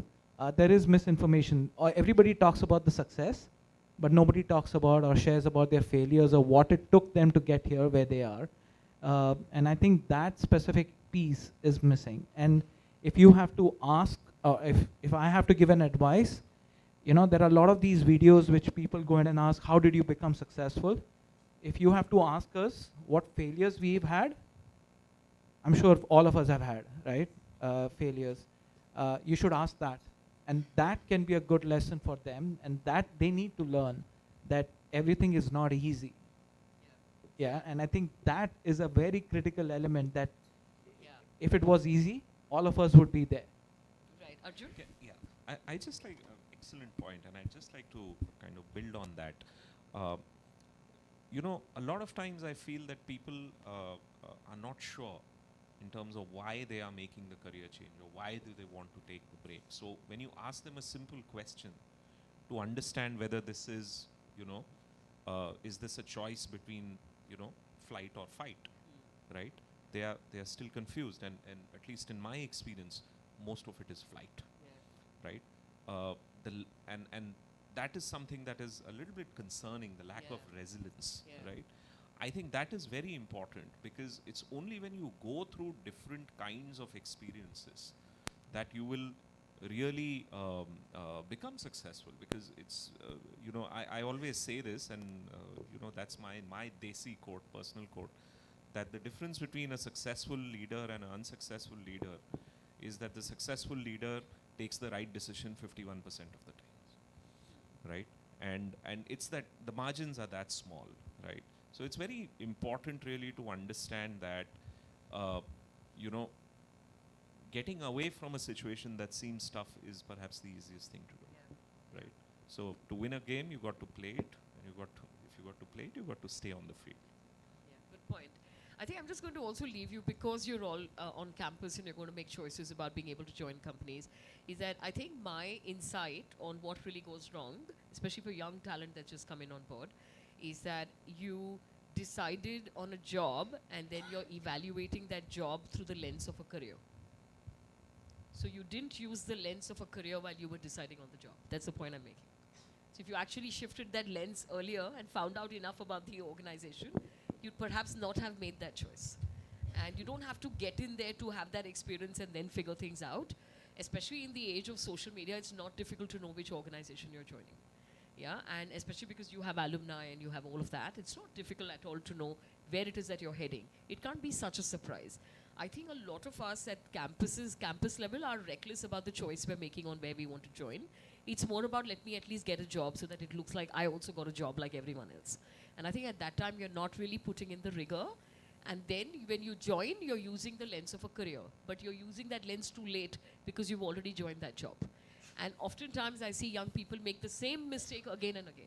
Again, from the job, you want to go to a job. And then from that job, you want to go to the job. And each time you don't like it, because you're evaluating the organization through the lens of the career only after you've already onboarded with them. So the idea is that you must basically figure what it is that you're doing. To Nalini's point, this business of it is a booming market and there are a lot of options, but do we want to go crazy with choice that we destroy our own careers? Let me tell you, there's no takers for people who've changed too many jobs in bigger positions or in mid-level positions. This is a definite red flag, which is don't hire this person. So it will come and bite you later. So I'm just saying that, and there's some really smart people we meet when we're looking at hiring, and we're like, I wish you hadn't changed so many jobs because I can't even put you on the long list. You know what I mean? To Sanjeev's point, you know what I mean? You're so smart, but I wish you hadn't changed so many jobs. Because I can't put you up for a senior management position because you just look like a rolling stone who doesn't know what you really want from your career. Right? So I'm saying just you can do that early in the game, which is don't just take a job. That's my one line advice to you. Yeah, put in the rigor for a career if you really truly want a career. And the point that Arjun made, that you know what, show you're made of sterner stuff, right? I mean, I'm just saying that you know, relationships can't be this dispensable. Give the employer a chance. Stay on there and fight with them. You know what I mean? Don't run before you've even figured what the organization is really all about. So I'm just saying, stay to be able to have the experience. It's okay if you're failing in the initial stages, but stay. And most people who have a management trainee scheme and the kind of companies I'm sure that come to SIES and all of that, you know, have a structured program to make you successful. So use it. Yeah, that's going to be my advice to you. I'm going to move to the next stage, which I think is very important for all of you, which I want all of you in round robins, like next two questions, I want everyone to come in, which is around what mindsets do you recommend you know, to the audience here in terms of what have been your insights on 2 or 3 key mindsets to win in the new economy. So if you are making a career now in an organization, you're going to start your career 23 or 24, which mindsets will make you win? We start with you, Jaydeep.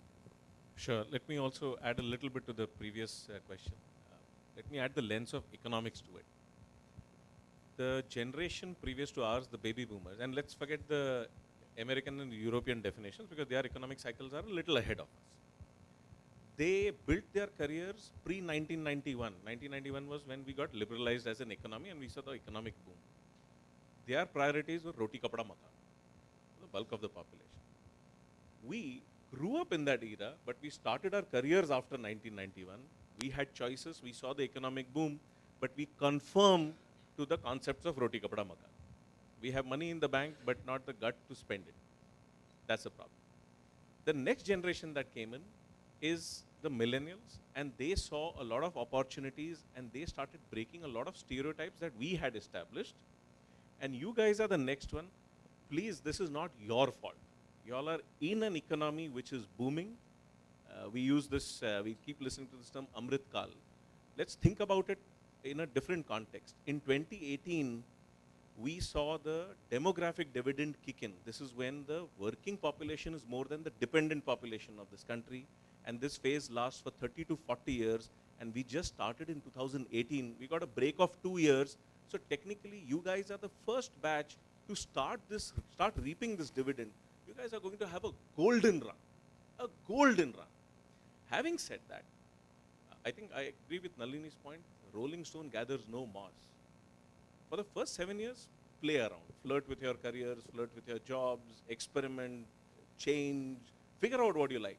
But after that, you must get a sense of direction and stability. Settle down, pick up experience, gather the gravitas, and then apply that to the organization. To answer your question, it is the career mindset that will make the difference and not the job mindset. The only difference is jobs pays your bills. This is rhetoric and it is true, but careers is the path to build wealth. So focus on building a career, and please come back to campuses or education every now and then, because that's when you also acquire additional and latest knowledge. So don't stop learning. And it's symbolic, today is the Fool's Day. So stay a little bit grounded, and do not assume that you've got it all and you know it all. So keep learning. Thank you. All right, great stuff. Sanjeev?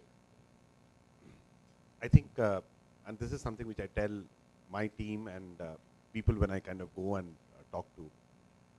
In humility, there is success. Be humble. Okay? Be humble. Do not run after money. Money is going to come to you. Money is going to come to you. Like what Jay said, career, when you start seriously thinking of your career, those things will come to you.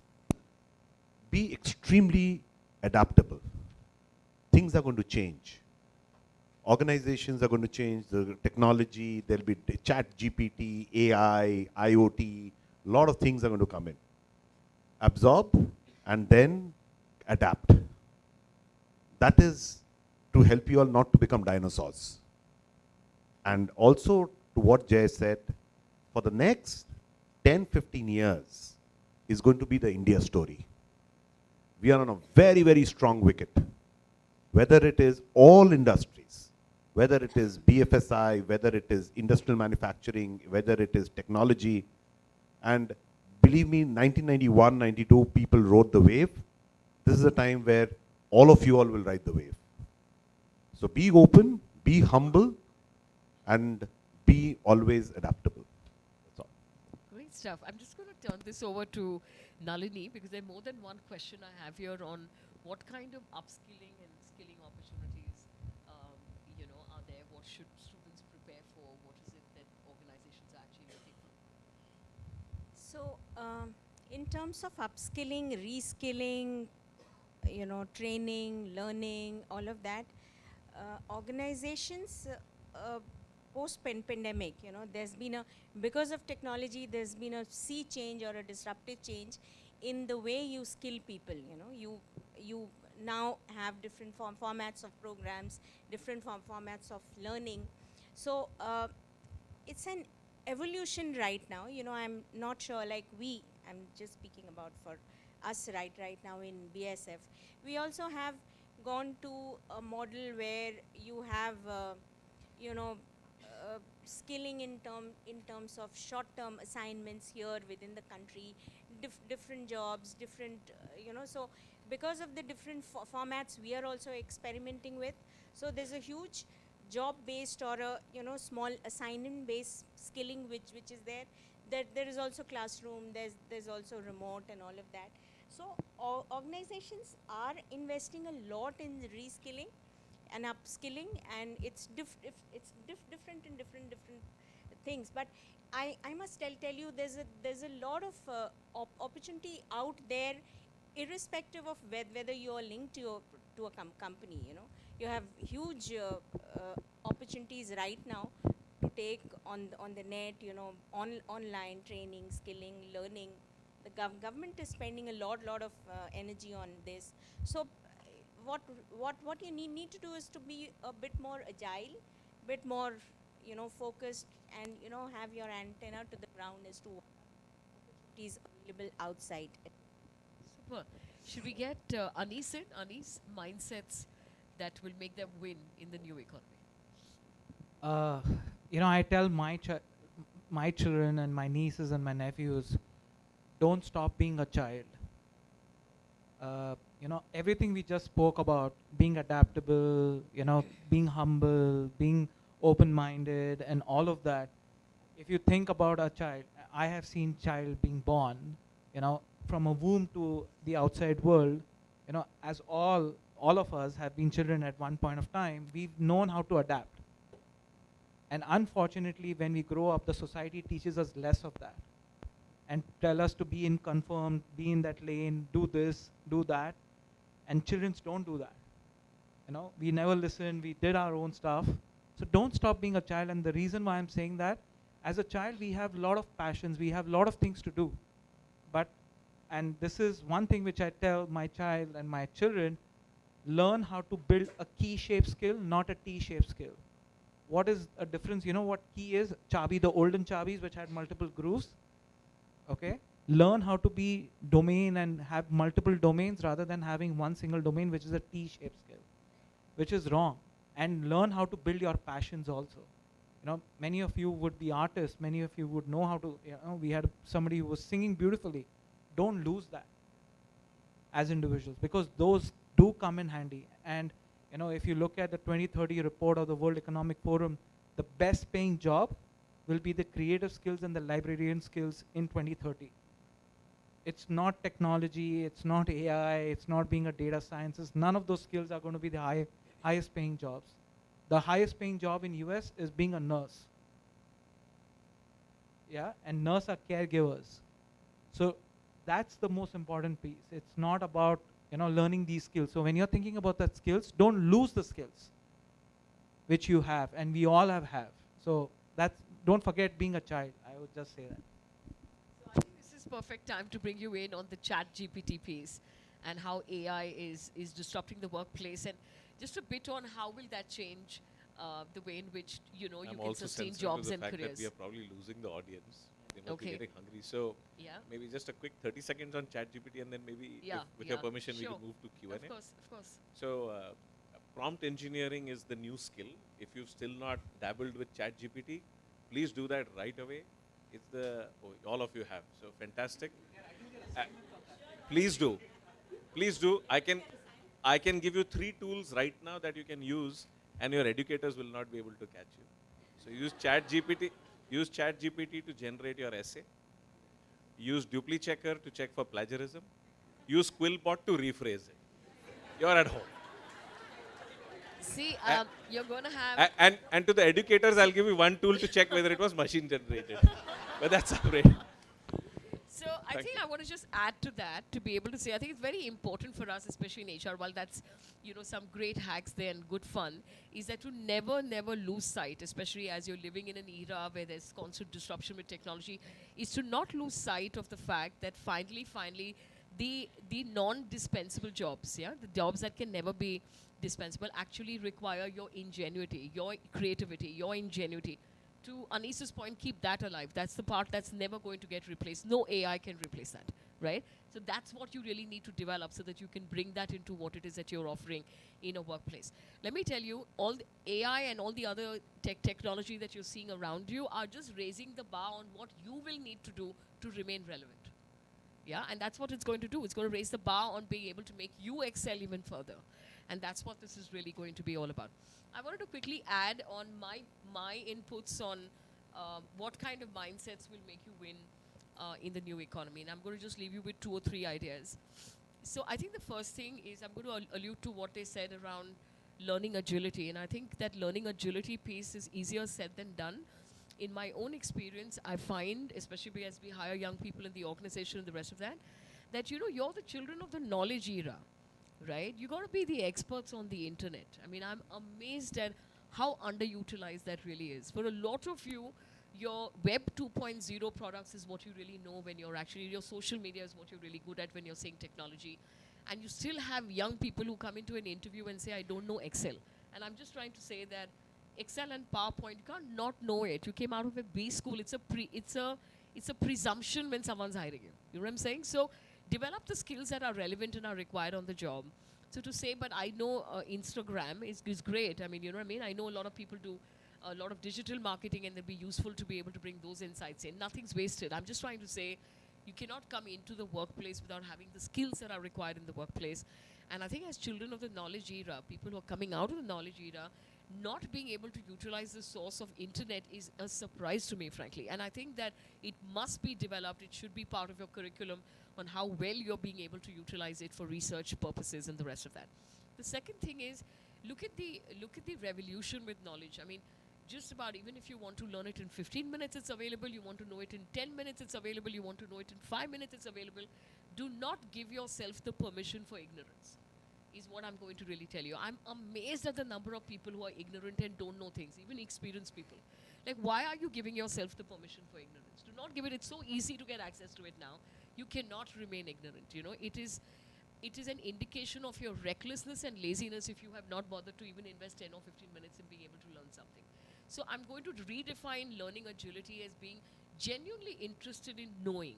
You know what I mean? Do you have that? Because then you will be learning agile, is the point. The second one I'm going to say is that, you know, your interpersonal skills or your social intelligence is the defining difference between success and failure. You know, the advantage we have coming from a collective society is that we're already good at social intelligence. We should bring it to the workplace. Yeah, and let me tell you why you're good at social intelligence. If you're on a two-wheeler and a havaldar stops you on the road, do you change how you talk to him? Yeah? Marathi mein baat karte ho ki kya karte ho? Kuch to karte ho na, to be able to try and handle him. When you go to the bank and you're talking to some senior executive in the bank, do you change your style? You're going to the US embassy for a visa, do you change your style? Yeah, you're talking to somebody in the government, you change your style? Yeah, you basically are in the lift and there's a small child with you, do you change your style? When you go home and there's somebody elder who's visiting your home place and you go and touch their feet, do you change your style? You already know how to do this.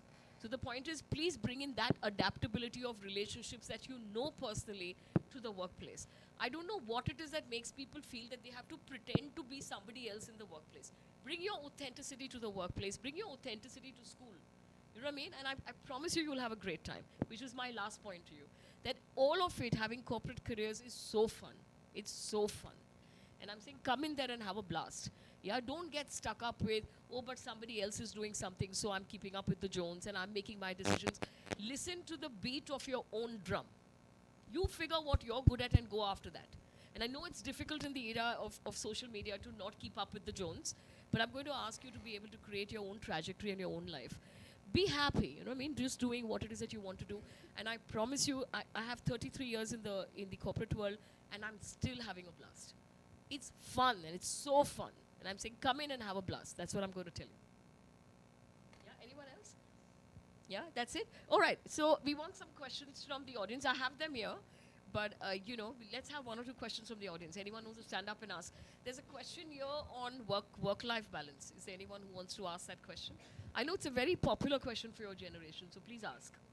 Yeah, work-life balance, which is what are corporates doing to ensure work-life balance. Who asked this? You did? Okay, but okay, all right, go ahead.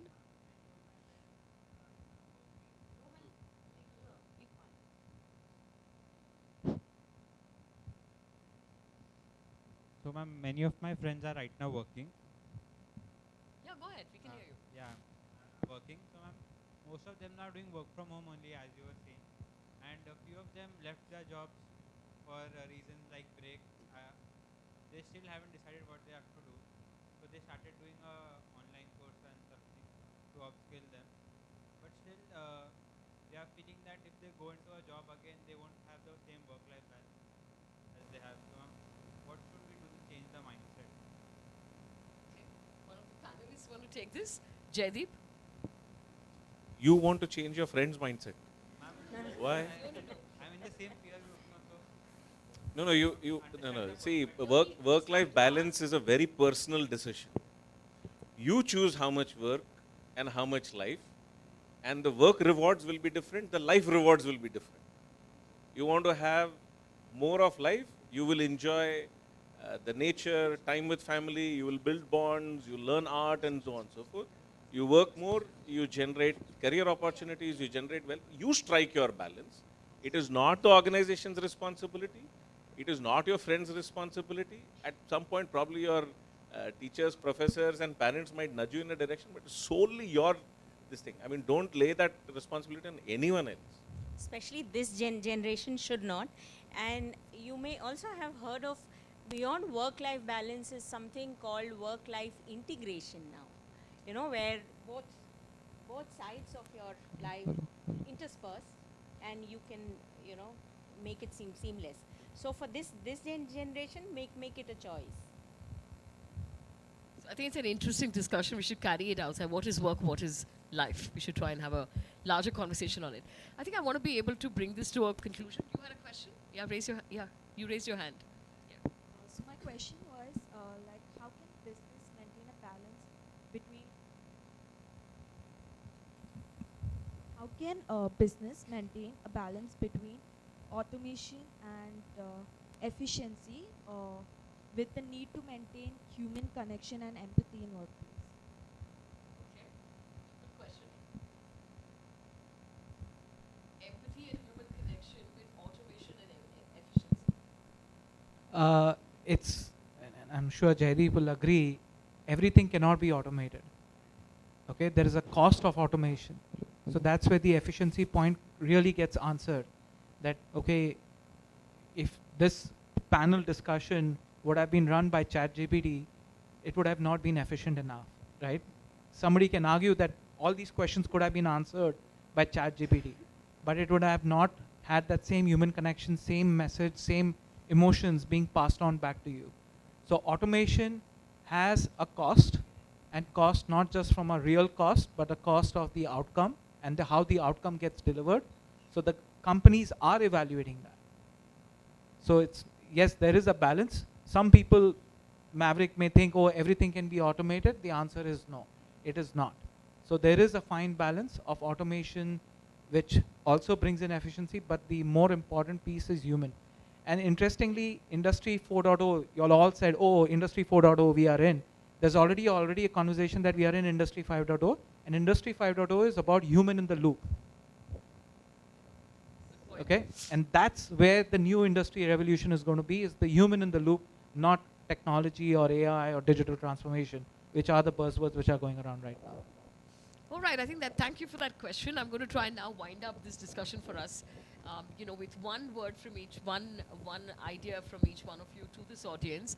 What I've actually asked our very esteemed panelists to do is to share with you one coaching moment that they had in their career, early stages in their career, which they hold very close to heart even today, and that they believe that coaching moment has made them win, which is someone who coached them to something or to an idea where they hold that close and that actually made them win. This is basically to be able to let all of you in the audience understand the power of feedback, right? And to be able to open yourself up to feedback, to not be offended, to not have a fragile ego around it, but to really say, I'm here, I'm coming to organizations. You know, I said to my son, who graduated from London School of Economics, he was really gloating high. It was his graduation day, and you know, he was one of the very few people who made it to the program that he made it to. And we went out to celebrate his graduation. And the only thing I said to him is that, you know, he had a job from campus. And I said that when you finish 3 years of this job, you really have the LSE graduation. So I'm going to celebrate when you have 3 years in your job, because what you've learned, you've actually manifested in a real life workplace. So what must you garner there to complete your learning? I'm going to ask each of our panelists to be able to share one important coaching insight which has held them in good stead. So we start with you, Nalini. So I remember, keep it short, a long time, and about 15 years ago, when there was a situation, and it was about 15 years ago, there was a situation where I was in one of the plants, and we were having a bit of a unit trouble, and it got resolved. It's a long story, so I'm not going to repeat it, but I remember, you know, my mentor telling me that never expect others or never expect your team to do what you cannot do yourself, and you will not do it yourself. So it was about Leading from the front. complex thing, yeah. So that is something which has stayed with me, and that is something which I would always, lead with. Super. Super. We move it on to you, Arjun. So, I think one of the most profound learning moments came from my first job, and incidentally, that was in sales. Maybe most people in this room may not remember, but there used to be this Yellow Pages directory. Yeah. I used to sell space in that. And I was, so the territory that I had was a street called Nagdevi Street, which is in Crawford Market. And it's all hardware market, nuts, bolts, slotted angles, boilers, so on and so forth, hinges and all of that, right? And I just couldn't get a breakthrough till one client who I used to land up, I used to land up in his office every day, right?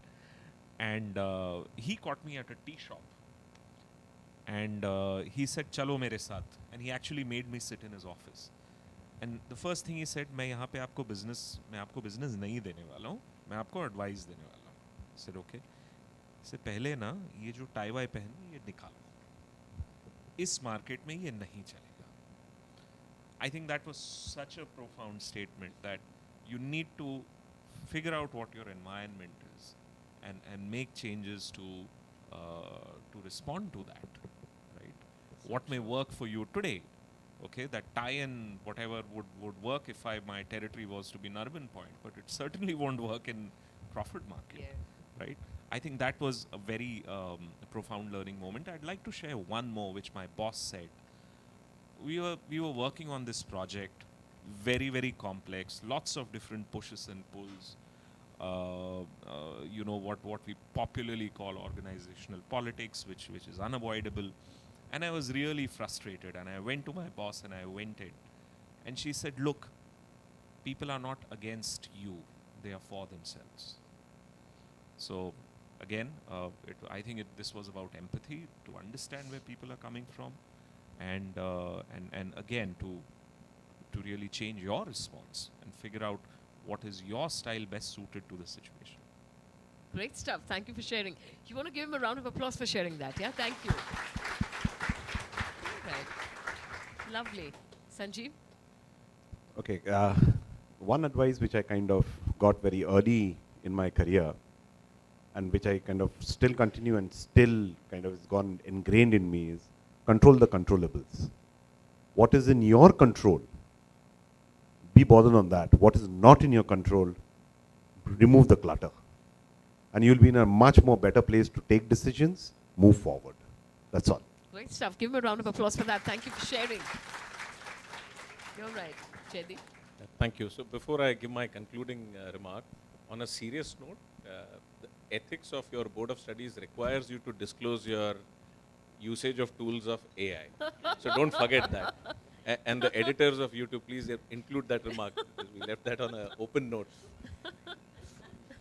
Now he's worried about all the plagiarism that's going to happen with the assignments. No, I mean... and they're going to go back and say, Jaideep told us to do this. I had a separate session with Kavita Thapliyal of ET Now on the same subject of how ChatGPT is disrupting education.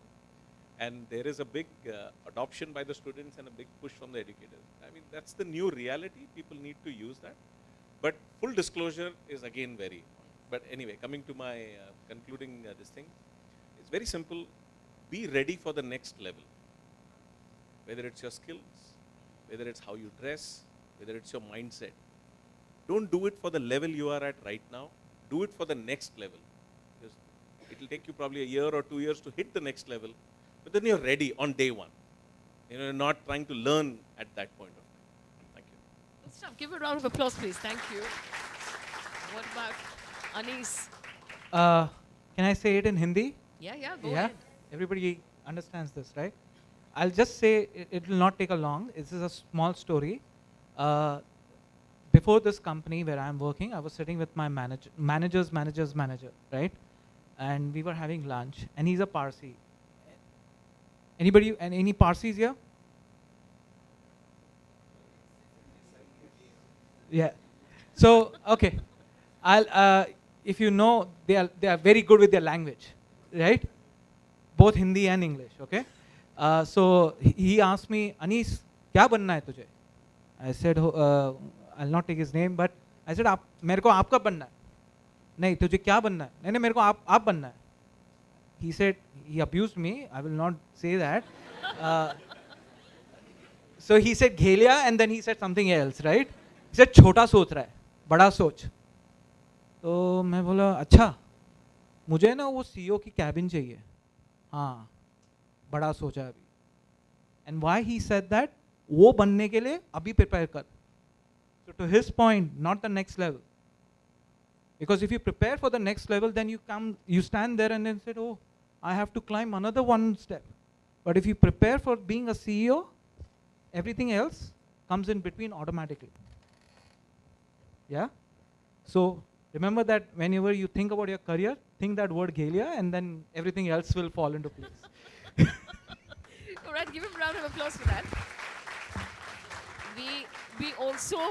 We also missed clapping for Nalini sharing, so please share with us.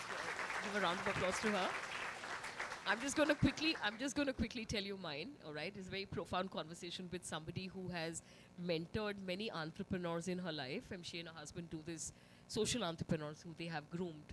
And I had a very the privilege to be able to meet her earlier in my career, and I asked her, what is the one big guru mantra you share with these people who you're grooming to be social entrepreneurs?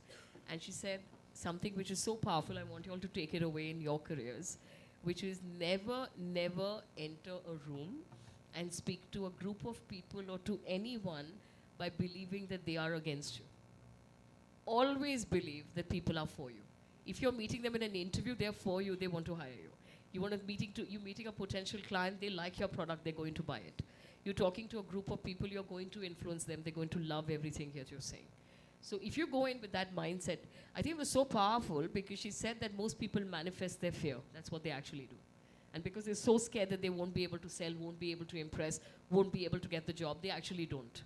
So never, ever talk or interact with anyone by believing that they're against you. They're not. They're for you and they want to make you win. All right? On that happy note, thank you for letting us do this for you. One round of applause again for all the panelists who took the time to be able to talk to you today. And thank you to the organizers for inviting us. We really enjoyed this conversation. Thank you. Thank you, sirs and ma'ams. As we come to the end of this session, I'm sure you all have gained valuable insights and knowledge from the points of discussion. Today, we have discussed some thought-provoking points, which I would like to summarize for you all. How pandemic has taught the importance of human connection and has become a live classroom to find balance between work and personal life. Some ways technology has disrupted carrying out work in today's world. In humanity, there is success, so be humble, do not run after money, and be adaptable, as technology and organization are going to be changed. So absorb and adapt.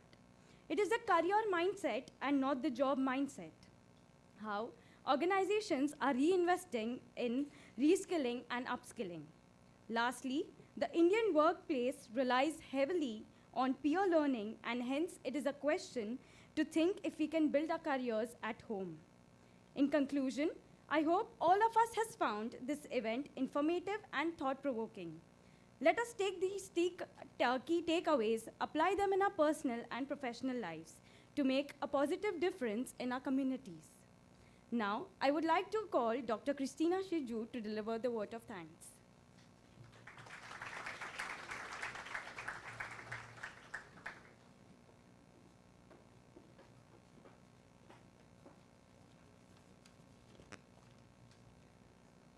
As we come to the close of this wonderful conclave, I'm honored to express my gratitude and extend a vote of thanks to everyone who has made this conclave a grand success. A special thanks to all the esteemed speakers for their valuable inputs on the future of work. We thank you wholeheartedly for sparing your invaluable time and enlightening us with your commendable insights. I'm sure each of us has a valuable takeaway from today's comprehensive discussions. I express my sincere gratitude to Dr. A.K. Sengupta, Group Mentor, SIES Management Institutes, for his constant encouragement and guidance. I thank our directors, Dr. Suhas Tambe, Director SISCOMS, and Dr. Nitin Wazirani, Director SIES SBS, for leading, motivating, and supporting us every step of the way. My heartfelt thanks to Dr. Sharmila Mohapatra, Dean General Management, for envisioning this conclave, and also to the faculty body for their constant support. I'm thankful to all the technical and support staff who strive to make this conclave a successful one. This conclave has been possible due to the hard work and efficient organization by the students in our organizing committee. Thank you for your time and relentless efforts. Last but not the least, I thank our wonderful audience for their patience and participation. Thank you everyone once again for making this conclave a resounding success.